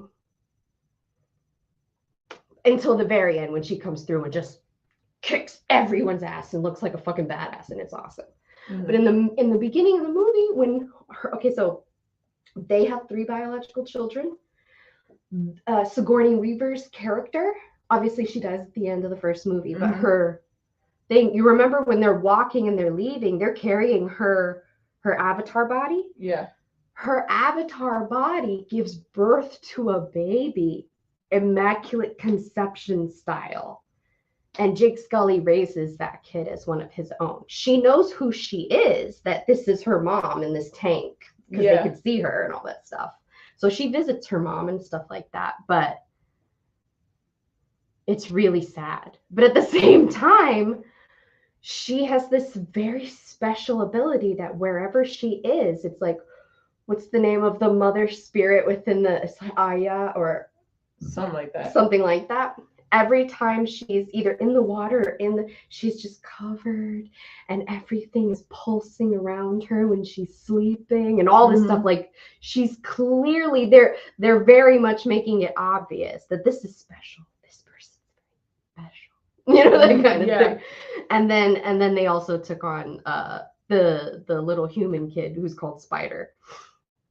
So the kids are in the forest. They're not supposed to be in the forest. They're doing shit they're not supposed to be doing. And that's when they get all these motherfucking Na'vi jarheads, and half of them have guns and the other half of like machine shit, you know, when they're in the big walker things, and they get abducted and there's big mission. You got to save them all. And oh my God. And then the one thing that gets left behind is Spider. No, my God, but we got to go. We got to get the fuck out of here. You know, that kind of thing. So Spider gets left with the human people, which is why he gets used, you know. Jake Scully realizes what the hell's been going on because his kids talk about what they were talking about or whatever. And he realizes that he is now being hunted. These guys are back.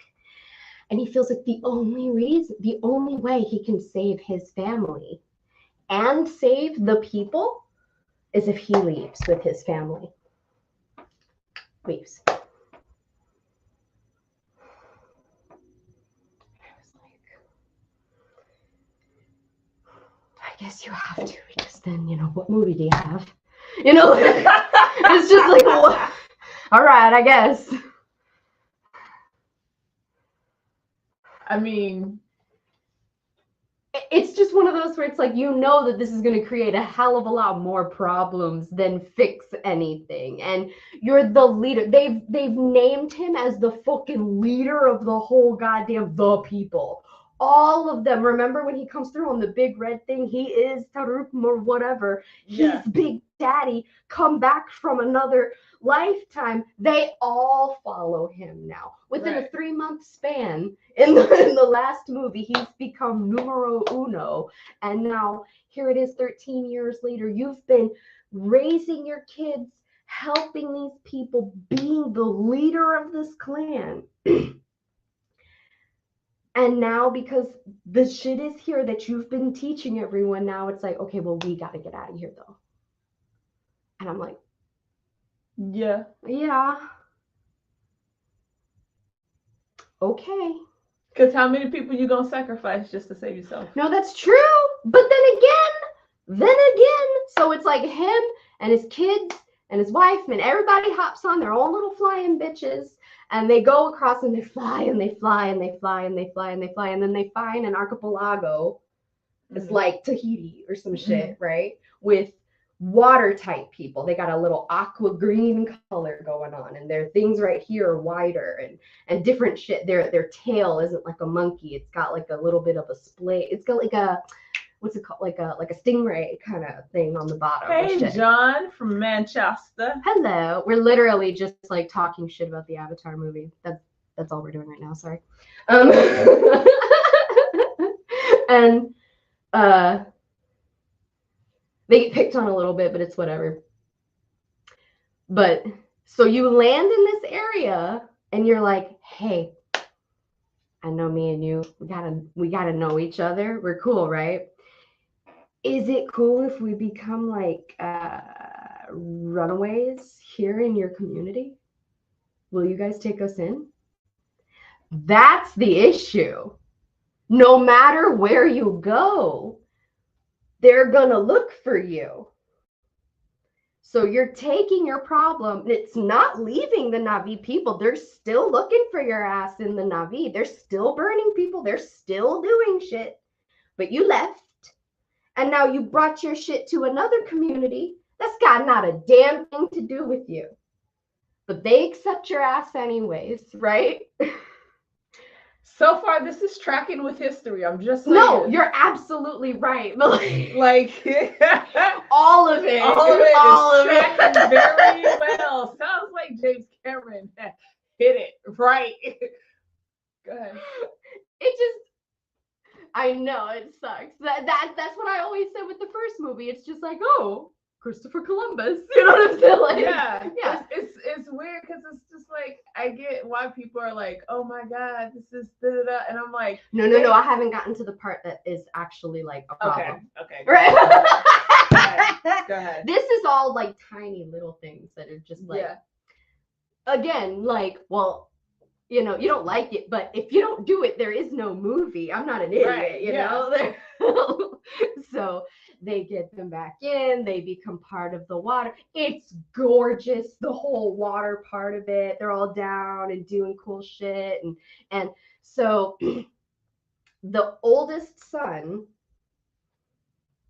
typical oldest child trope, does everything the parent says, is good at everything the dad wants them to do. You know what I'm saying? Like, he's the good kid.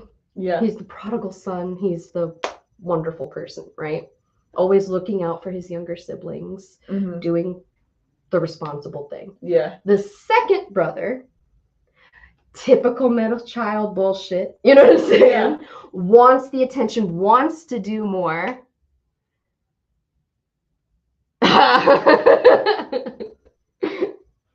Hold on. We like English accents too sometimes.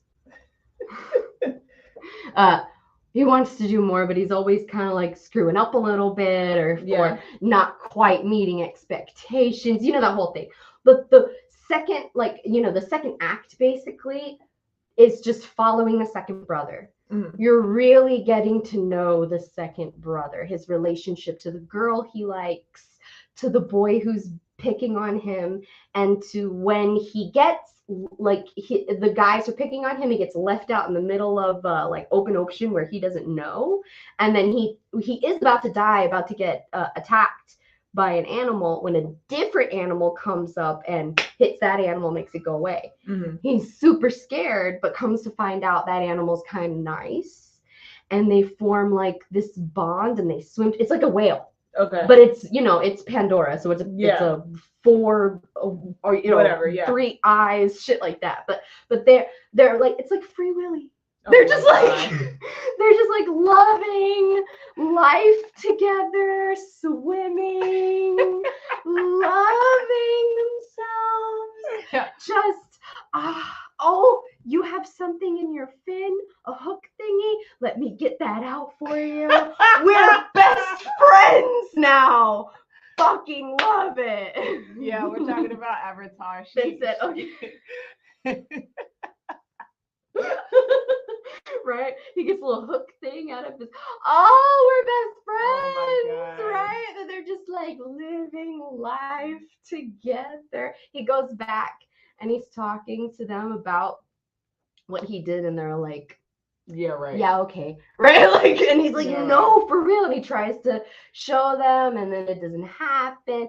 And then, because the name of the animal is like a truk or something, I cannot remember. Don't ask me to. Right? So, Yeah. And then, so, but he's alone by himself. He's not in a pod, because like whales, they live in pods. And they're like, that's weird.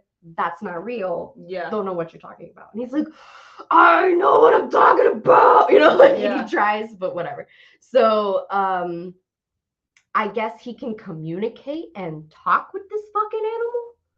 Because then I know he can talk with this animal. Okay. Right? It does kind of, some information gets revealed about the animal later, but this animal in particular is alone because of a situation with poachers in the past. This animal is almost like a part of the tribe or whatever, where they don't believe in violence. They're a passive animal, so if they're being attacked, they don't do anything about it. They don't attack back or anything like that. Yes. And this particular whale, fuck that shit. Exactly. I this got particular whale saw like family members or something being attacked, so it attacked the thing, and now it is abandoned because it has shown, no, we don't do that. That's interesting. Yes, it's been outcast for showing aggression. It doesn't matter that it was trying to save one of its own. That is interesting. But it's told that to the boy. The boy goes back to tell it, and then they're like, oh, we know about that. He's a murderer.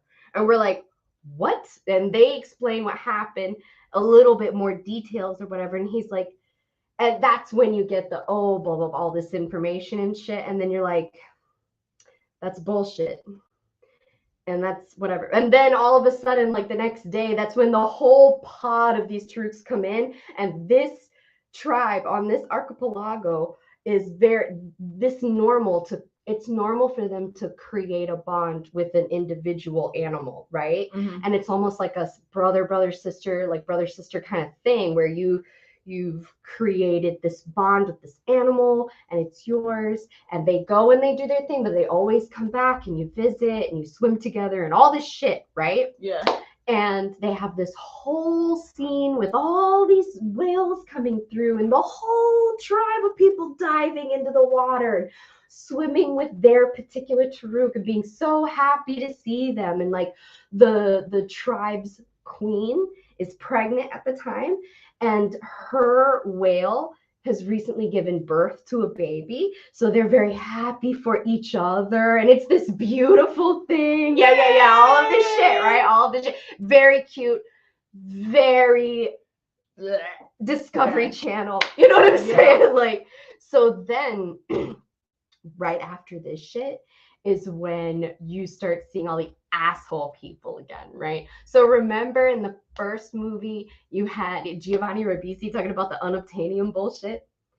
Giovanni's not in this, but so I guess because they can't get to the unobtainium for some reason, unobtainium is not mentioned not one fucking time in this movie.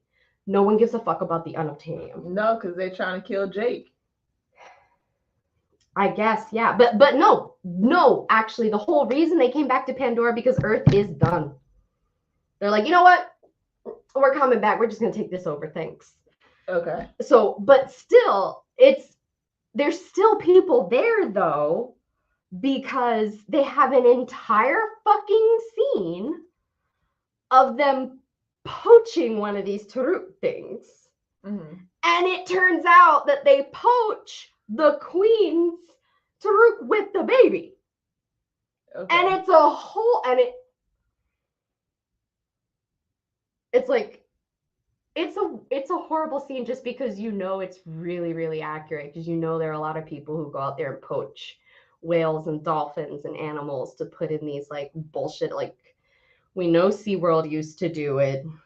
Yeah. You know, we know that other countries do that shit. Mm-hmm. You know that they fucking, hi Ma. Not right now, baby. What? Oh, give me a hug. Come here. Night night, baby.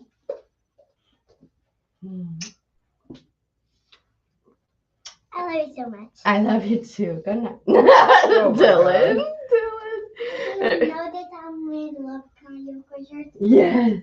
That Dad gave me. Mm-hmm. So that was really fucking hard to watch because they're speedboats going after this fucking thing. They're trying really hard to get away, and they, of course, try to separate the baby from the mom because the mom's not going to leave the baby.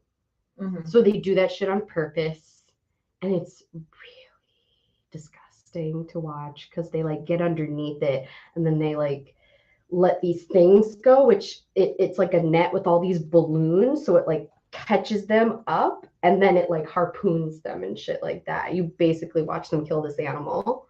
Mm-hmm. And it's heart-wrenching just to watch these like there's two scientist guys. One that's, I mean, he's part of the bullshit ass people, but at least he realizes that this is shitty and really doesn't want to do it, but is kind of stuck in his situation. I don't know why, but whatever. And then there's the other one who's like, yeah, who gives a fuck? Let's go get some money. You know, that kind of shit. So that guy, they're in like this little thing that goes inside the whale's mouth, and they drill right into its brain.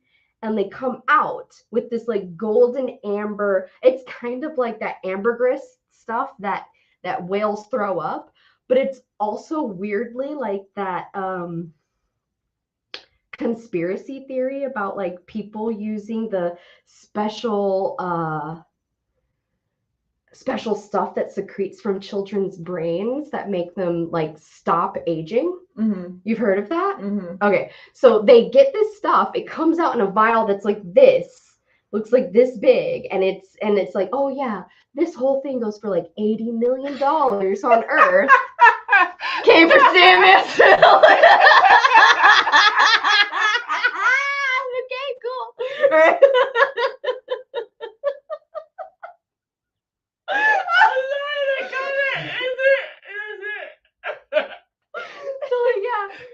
So he takes it out of the head. He's like, this vial goes for like $80 million on the market in one drop, and you just stop aging. And I'm like, $80 million sounds kind of cheap. Not gonna lie, but I was like, I don't like it. You know, that kind of thing just makes you feel fucking icky all over, but it's meant to. Yeah. It's meant to. But that, on one hand, it makes perfect fucking sense because you're not going to go, okay, so conquistadors came to South America for gold, but what did they leave with? Gold, jade, cocoa, vanilla, coffee, They say slaves. we came for one thing, but it's like when we go to Target for one thing. You're never leaving Target for one thing. So it makes sense that they would go to a whole fucking planet and find more than one thing to excavate from it. Yeah. You know what I'm saying? But it's just weird that not one word of unobtainium was ever mentioned. But I don't know. It just, okay, whatever. We're gonna move over that. You know, that kind of thing. That's another one of those, you know. it was just really hard. But the fact that what is Oh my God. It's in my ones. I'm in my onesie. I see. Give him a kiss on camera real quick. No, she's already come in and given us kisses Oh, on she did? camera and looked straight in the camera, like, look at me, as Oh she my walked God. by. I'm putting it in bed. All right.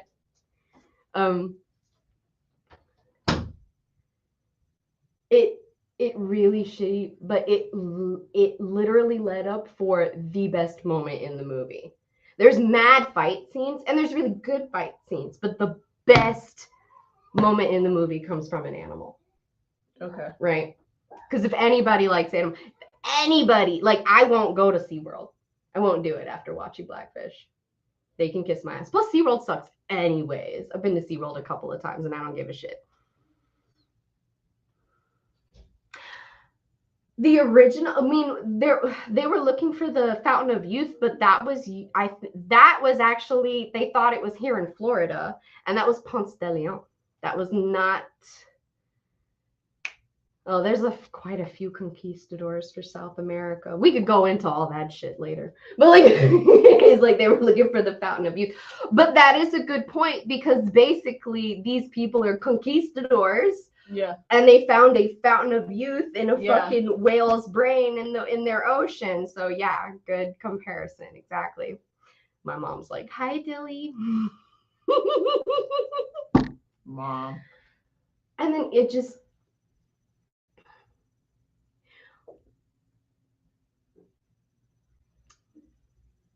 So they're on this island group and shit, and he's made a bond with this outsider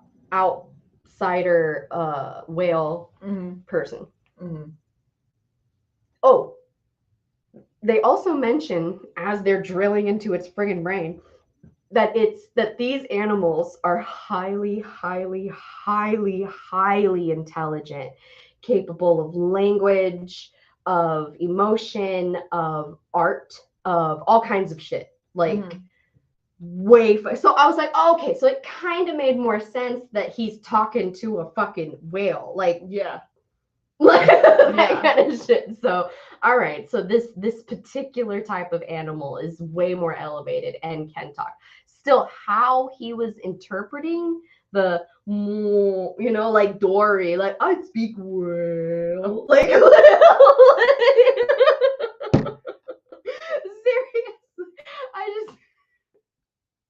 I don't know to this day, like, how he's talking, but okay, like, but so. They go back, and again, Spider's helping them, and they're going around to all these different villages. They figure out that he left, and they figured out it took them 2 fucking seconds to think, oh, well, if he's not here, and if this is the direction to leave over the water, then we put out a cone. Oh, here's some islands right in the middle of that cone. Let's go there. Like, it took seconds for them to realize what I'm the fuck glad, they because did. I hate when it takes them forever. Where could they have gone? Right. It's right here on the screen. I see it. How can you not see that? I mean, it took them a little bit to realize they were gone, because, of course, no one's telling them that. I mean, that's different. But then you left your people to just deal with this bullshit without you. It sucks. Like, I mean, there is no right thing to do. Sounds like that's accurately tracking again. Right. But like, my only thing was, so you're spending all of this time with the second son, right? And then, so then the dude is going around, he's going around to all these islands. They figure it the fuck out. They're just burning down islands, threatening to kill everybody. Tell me where the fuck Jake Scully is. These people, like, they're only on one island out of this whole thing. Like, the rest of these people don't know what the fuck you're talking about, and they're trying to tell you that, and they're like, oh, well, we'll just burn the whole damn island down, that kind of thing. And Spider's like begging for forgiveness, and he hates this whole, it sucks. Sucks all around. sucks big donkey balls. It's great, right? So they hear about this. Jake Scully's like, well, I can't just leave because then they're just gonna come here. Bitch, you already left. What are you talking about? Yeah, but I can't just keep running. They're just gonna come here and hurt these people. We have to make a stand. They're like, no, we don't do that shit. No.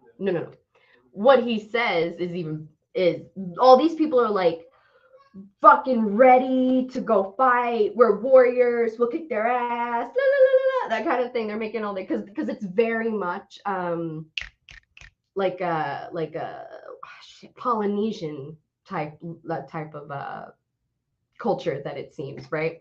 They got the same tattoos on their face and shit. And then,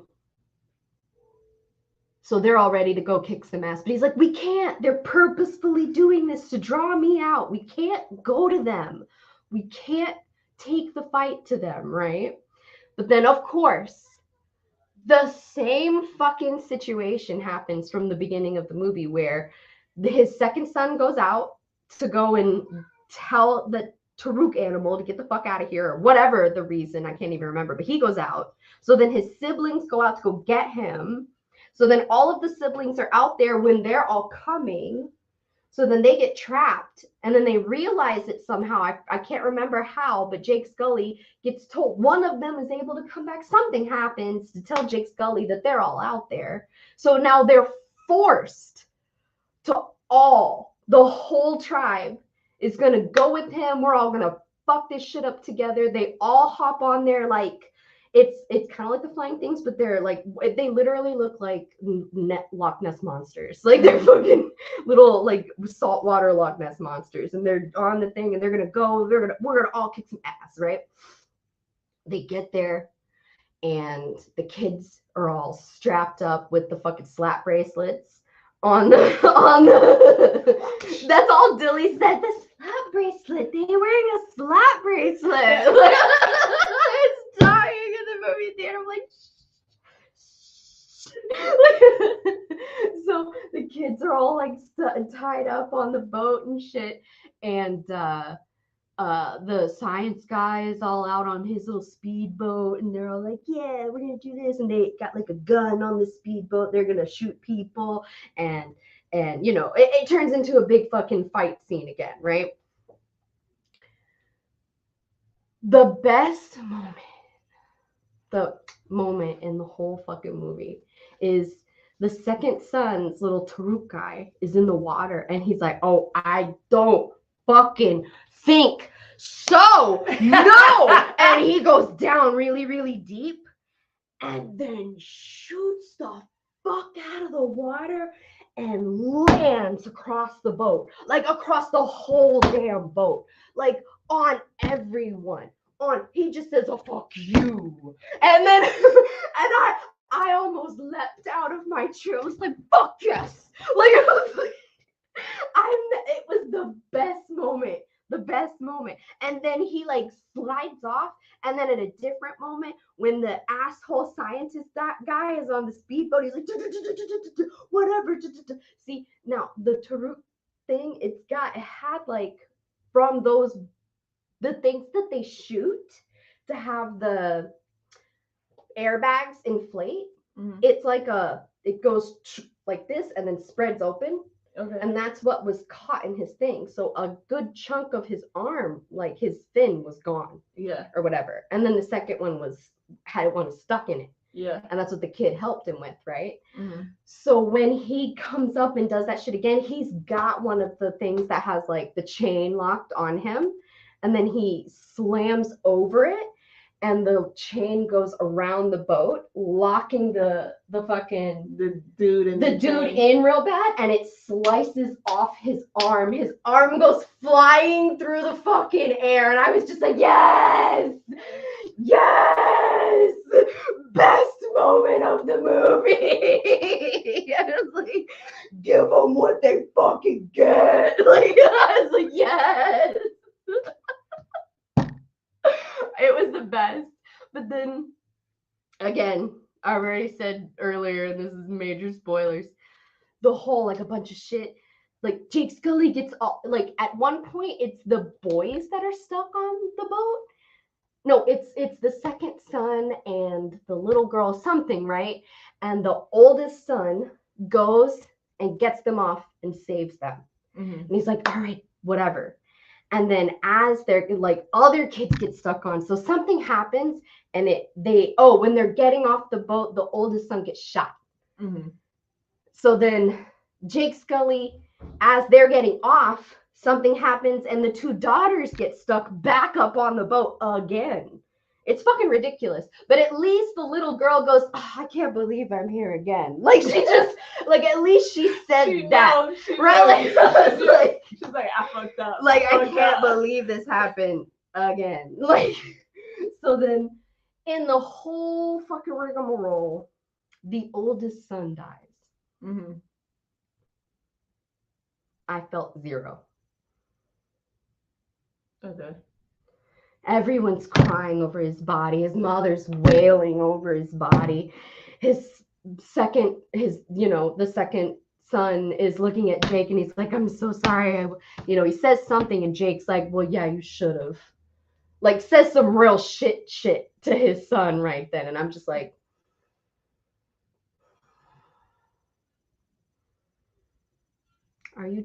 am I supposed to be feeling emotions right now for the oldest son that we like don't know? No.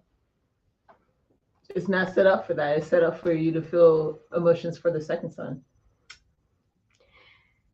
No. None of it evoked any emotion. None of it pulled. None of it did anything. They never focused on the relationship between the brothers. You get a couple of instances where the brother like broke up a fight. There probably wasn't a relationship between the brothers. I mean, but you get like, I don't know. It just felt like this really loving your play-by-play. 3 hours.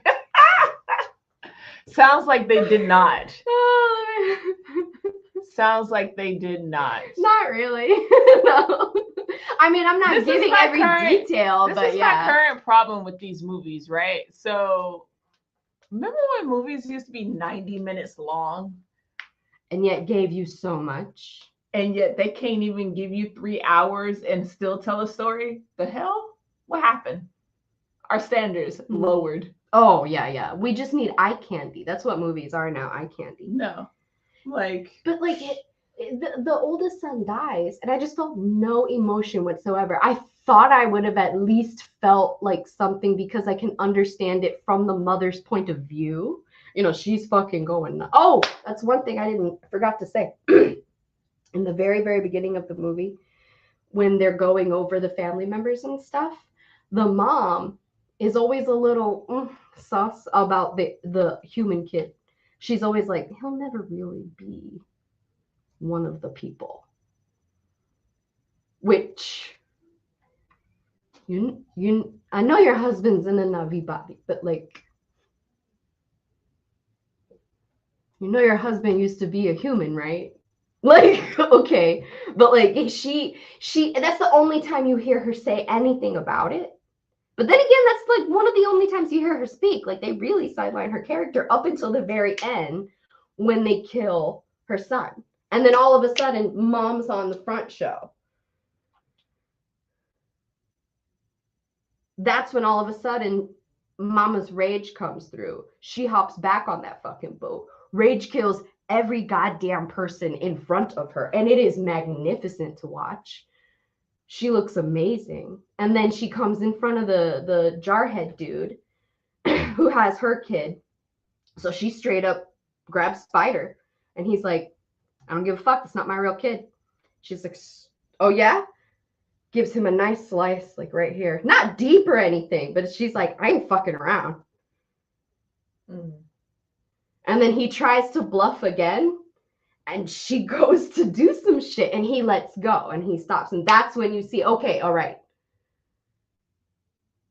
But then other shit goes down and then the fucking The boat is oh my god, that's when in my brain I was kind of laughing a little bit at the movie because it went it turned into Avatar 1 meets Titanic. I mean, it's James Cameron's ultimate movie because the boat starts to rise a little bit and then it's sinking. It turns over completely and then they're all trapped on a fucking sinking ship and I'm just like, Avatar meets Titanic. I was laughing like this much. I couldn't help myself. Seriously. And then so the special girl the whole time, right? There's this one particular aquatic animal that if you attach it to you right here, all of a sudden it helps you breathe underwater. So like the girls and stuff, the mom and the youngest daughter are trapped somewhere on the boat because she went to go find that daughter, right? Jake and the second son are trapped on a different spot of the boat because Jake was separated and the second son found him and he's trying to help guide him out. Trying to help him like catch his breath and shit. The Kiri, I think her name is, the Immaculate Conception daughter, is sitting off to the side under the water while the whole boat goes down. And these little like they need some help. And these little glowy fish around her. And she's just like tripping on mushrooms. Under the water playing with glowy pretty things. And then she goes, yeah, now it's time to go. And like the little things, they float through the whole ship and they find the people who are there and then they slowly guide them out. Like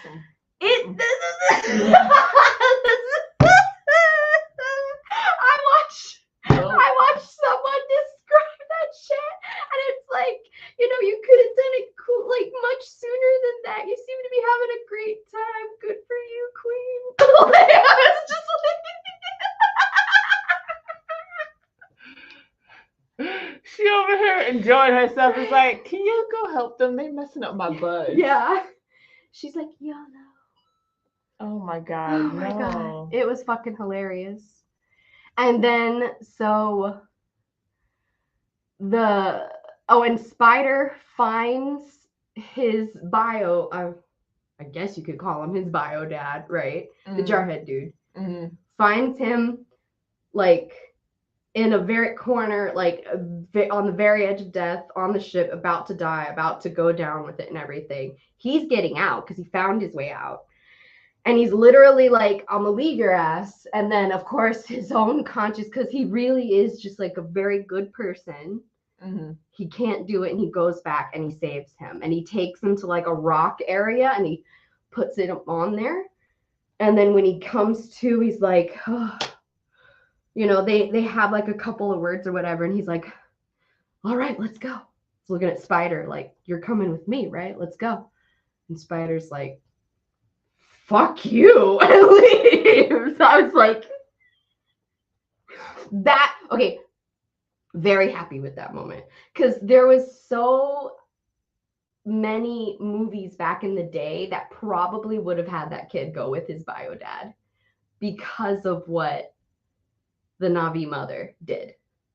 That all of a sudden he would have an issue with the mom. And I never felt fully accepted anyways. And this is my father. And that kind of bullshit. And he would have like a whole story arc with that. But they didn't go in that direction. And I was like, all right, that I appreciate. Because there's literally no reason for him to go with him right now. Zero. And he's like, go fuck yourself. And he leaves. And I was like, yes, that's good. But then at the very end, when Spider comes up and all the kids, everyone's finally safe except for the oldest child, obviously, but they're all like finally like dry and on land and shit, and they're all hugging and stuff, and they see Spider and they're like, oh my god, Spider, you're like, dude, oh my god, yes. And then they I was like, fuck y'all, ain't nobody come looking for me. Exactly. I've been gone for how long and you just now noticing I'm here? Oh, that part, okay? And then Jake like grabs him by the hand, is holding him and is like hugging him, and he's like, a son for a son. And I was like, wasn't he already your son? How are you trading a son for a son with that jarhead motherfucker when you're the one who raised him? What the hell does that mean? I see what it was meant for, but because they try to make it set up like he was a traitor and then he came back. So yeah, no, that fell flat. It fell very flat because at no time was he no. But then also, what happened to all the people? Like, the whole fucking tribe went out to meet these motherfuckers to do war. But within minutes of the shit starting, and you didn't need a bunch of aerial shots anymore, and you just needed it to be Jake Scully and his family kicking ass, where the fuck did all these people go? They just vanish. They're just not there anymore. Where did they go? What happened? They died. No. Because then they say YOLO. They say YOLO. So then, yeah, they all go back to the fishing village, and they decide that you are officially a part of our village, and you are a part of us. And yeah, they go and they do this whole water ritual thing, and now they're being accepted in with the water people, and they go down. Like, they have their version of the spirit tree thing, but it's this underwater tree thing that looks really cool. And you know how they have like those feelers at the end of their Q ponytail braid thing? So they get in there and they put that on there, and that's when that's what the spirit of Awa. And all they need to do to visit the people that they love and have lost in the past is to go to those spirit trees, and they can then see their spirit when they visit Awa. I guess it never said anything about that in the previous movie, but in this movie, it would be different because you're looking at two different tribes who have two different beliefs, like a lot of religions. True, but what, remember in the first movie, the whole thing that Sigourney Weaver was really pushing home is that the idea of Awa is an energy source that's spread over the entire but that's Pandora. What she thought. Okay. Okay, yeah, very good. She's a scientist and this is her theory. Okay, got you. But she is kind of like touching on something. Clearly. Oh yeah, no, absolutely. Clearly. She definitely has a grasp on, I think, the concept, but she doesn't have the details, because you think about it, like if they went from one place to across the world to another place, they have some of the same foundations, but when you start to get into like, because they're of the water, it's going to be very different from people of the land. True. Well, of the tree. Or the tree, but yeah. So basically, he goes down there. It's like at the end of his funeral and their induction ceremony, I guess, is in the same day or whatever. And so they all go down. The whole family goes down, and they're like got their ponytails connected to the tree thing. And that's when he sees his like lasting memory. It's like his way of seeing and saying goodbye to his son. And you see his son as like a teenager or a young adult. And then in the next second, he sees him as a little child. And then like it kind of shifts back and forth. And it's a memory of them when they were fishing together. And it's a very beautiful moment. The issue that I had, to me, it was just so fucking annoying. And I know to most people it doesn't matter. But one, all of the children, the accent. They have this specific Na'vi accent that the mom has, right? Not all of the children have the same accent, which I think is interesting because Jake Scully doesn't have an accent. So it would make sense that they would, right? Yeah. But the oldest son has the thickest accent out of all of the children when you see them in the movie. That very last scene, you see him in his young adult form speak with his accent, and then you see him as his child form speak No accent whatsoever. It's just some little child talking in this Amanda. little kid. And then it goes back to him being a young adult. Thick ass accent.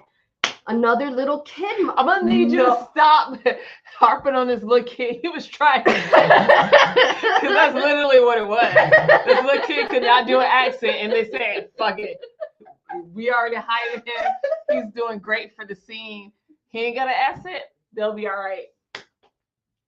Literally. But because it's one thing if you show like a memory of him from when he was a child, and then later on you see them and they sound different and it's not like right up against each other, you're not going to notice.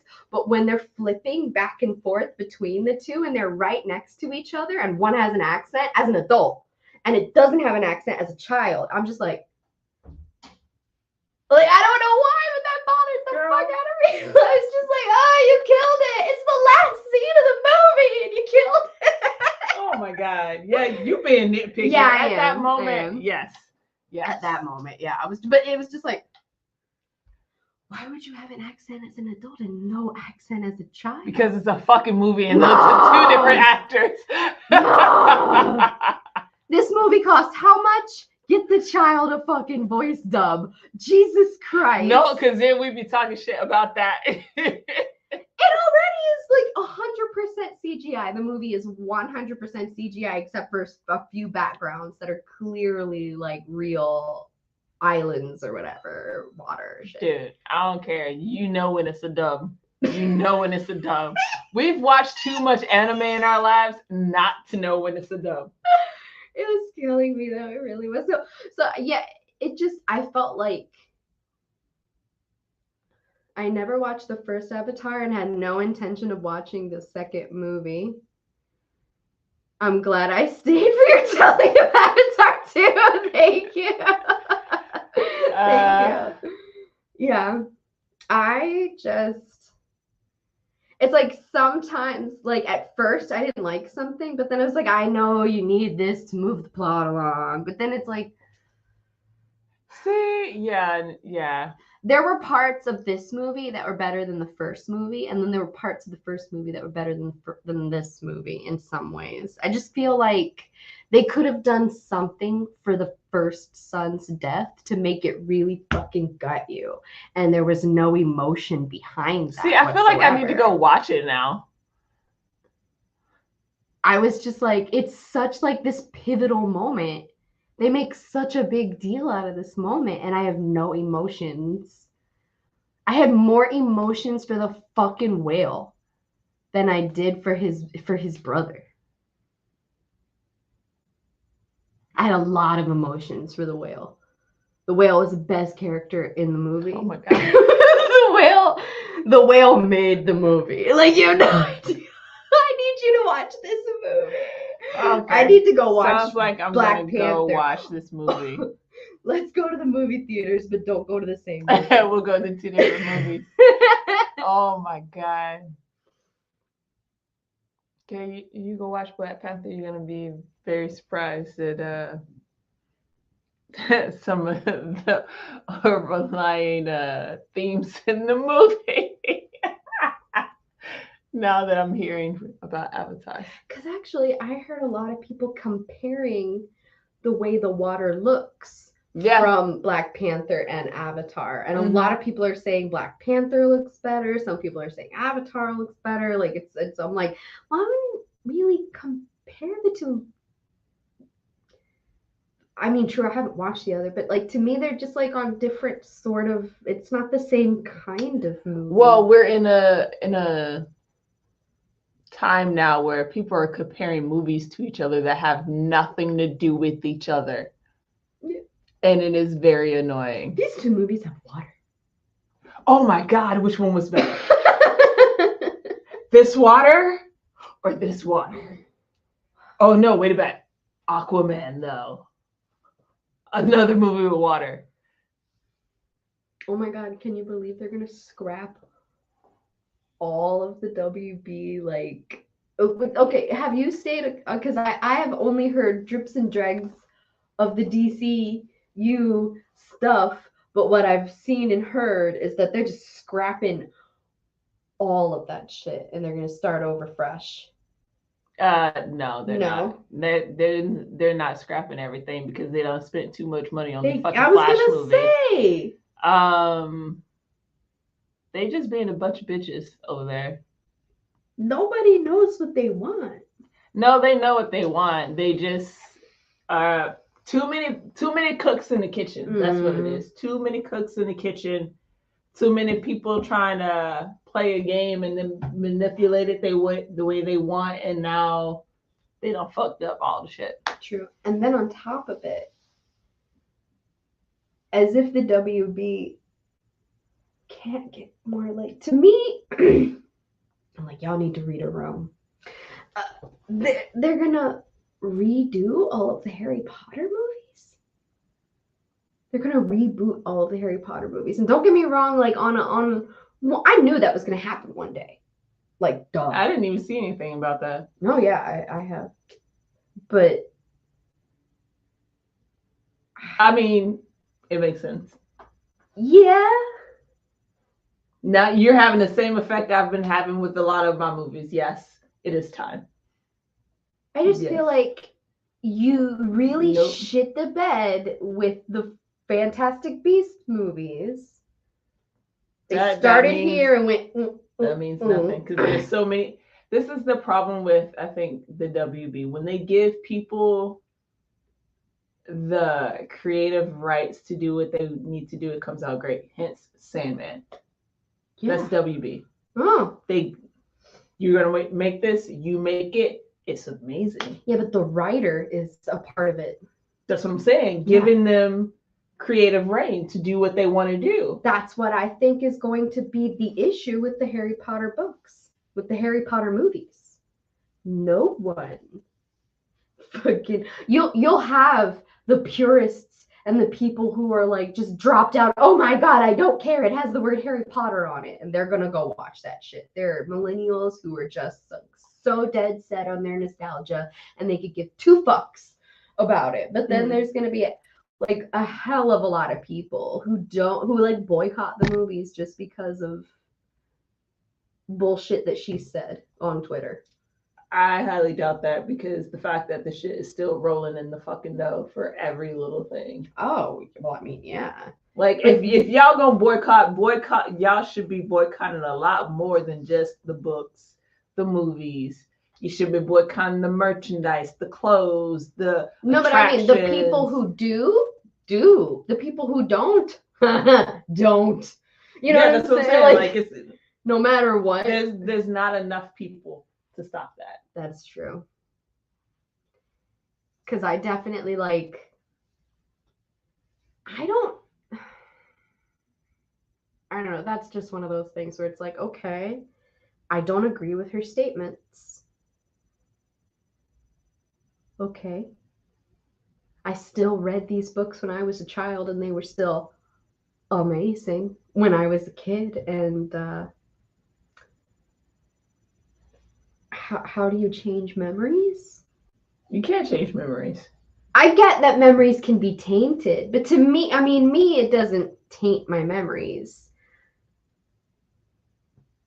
I don't know. What about people who don't even know? Oh, I'm sure there's a fuck ton of people who don't even know. So, yeah. That I'm absolutely 100% certain that if you looked at them and said that she's a TERF, they would go, "What is that? What? She had her TERF done? Oh, so great for her. Now she can do sled pushes." Sled pushing. She got TERF. That's what you said, right? She got her TERF done. She got that fake grass outside? Yeah. Yeah. Okay. Yeah. Oh, that's good for her. I mean, I don't know. That's the world we live in. Some people are just not on social media like that. I just think that if you don't agree, then don't buy it. And if you don't care, then enjoy. And if they're the people who are enjoying aren't doing anything to you. Because there's a very thin line with that. Very thin line. Well, yeah, I can't listen to R. Kelly music the way I used to. And people look at me like I'm an asshole because I don't want to listen to R. Kelly music the way I used to. I'm like, I bet you people still watching what's his name's movies? The producer. Oh, Harvey Weinstein? Fuck yeah. It's super hard not to watch a Harvey Weinstein movie because Miramax, hello? Those some of the best movies in the 90s. You kiss my ass. I'm watching Shakespeare in Love whenever the fuck I want to. You kiss my ass. No, by Shakespeare. Oh, that would mean basically anything We with got Matt Damon in it in the 90s. Matt for the win. Oh, God. Sorry. Nope. Yeah. So.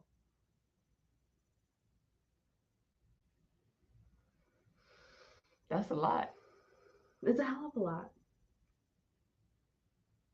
Actually, I haven't really watched that many Matt Damon I movies just now think that I it's think a about it. personal thing. Does it bother you? What? Whatever.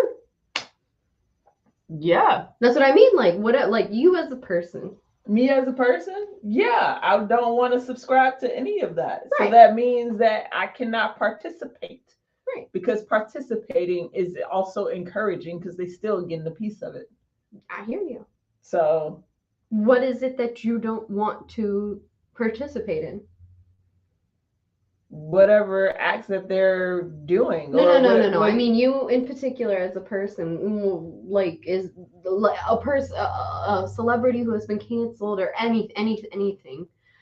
What is it? Something that you don't prescribe to that you're just like, that ain't for me. That has happened. Like me, I feel weird listening to R. Kelly music now. Not really gonna put on an R. Kelly CD anytime. Same. I'm just kind of I was never a huge R. Kelly fan to begin with. Now, to say that I don't have great memories growing up listening to R. Kelly, show me one person who's a millennial and older who doesn't have that.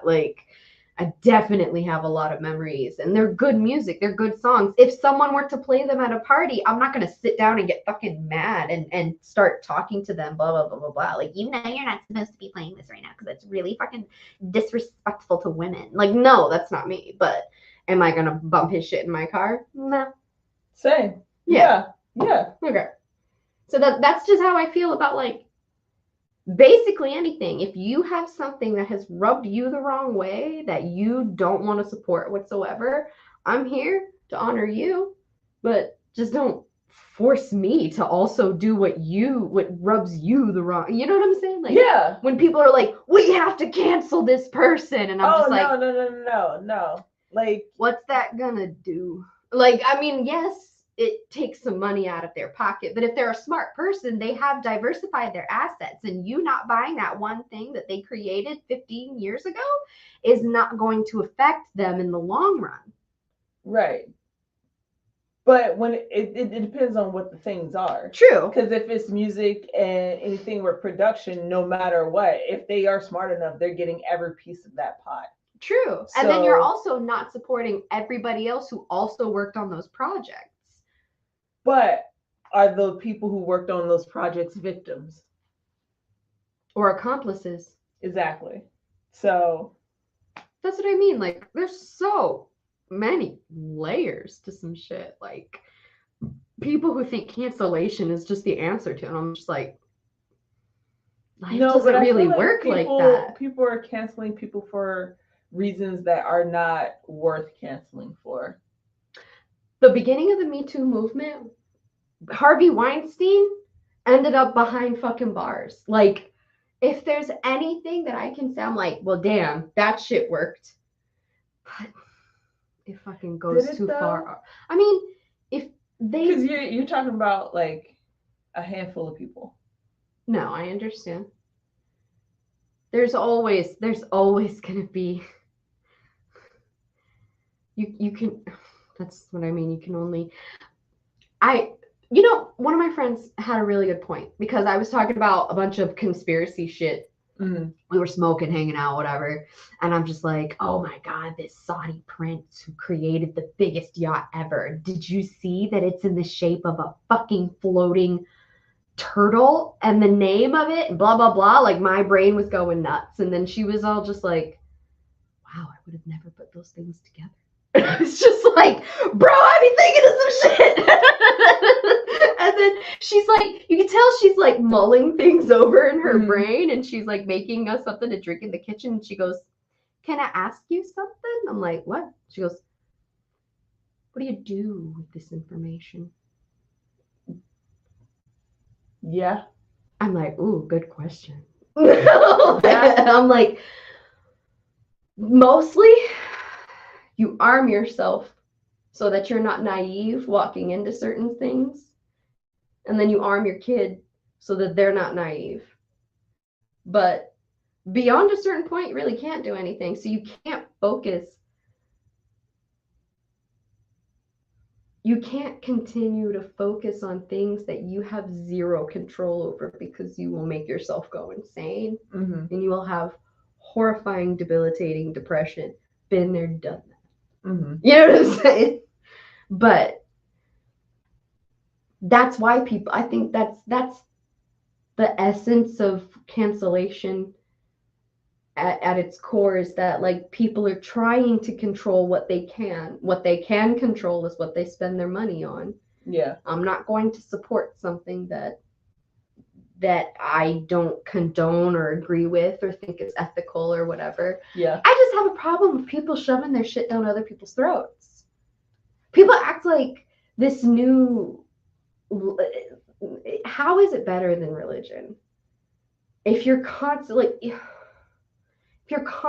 telling other people what they should think, how they should think it, what they should say in the presence of certain people, and what they should say in the presence of others, and it like, doesn't that sound a hell of a lot like religion? I would say yes and no, because I feel like what you're talking about is definitely under the umbrella of religion, but I also feel like it's a controlling tool. Religion has always been used as a controlling tool, but it's disguised as a spiritual thing. It's not a real spiritual thing, if you know what I mean. Like when cancellation is disguised as a moral thing.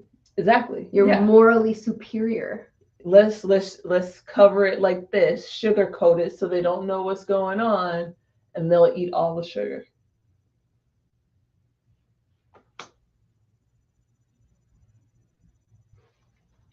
This has been Girls Go Books Deep. Sugar free.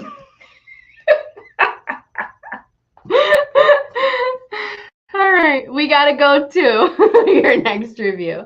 Bye, guys. So we're definitely doing the rest of Sandman. We will be back Sunday. We will be doing Mayfair Witches. But what do you think? Should we just like next Sunday block it off and just like finish Sandman? Because it's only 3 more episodes. Yeah. And then jump into the Mayfair Witches? We could do that. Yeah. Gotta make sure we block out time. That's fine. Okay. Wait. Yeah, exactly. Yeah. Yeah, Okay, guys. Next Sunday I have a wedding in Stewart. So it'll just be a little bit later in the afternoon then. Okay. All right. And we can't go on tangents talking about Avatar. Listen. We won't go see no movies, so we don't do no more tangents. So we can get all caught up. And then we'll go on tangents later. Okay. Reese's Pieces. Bye.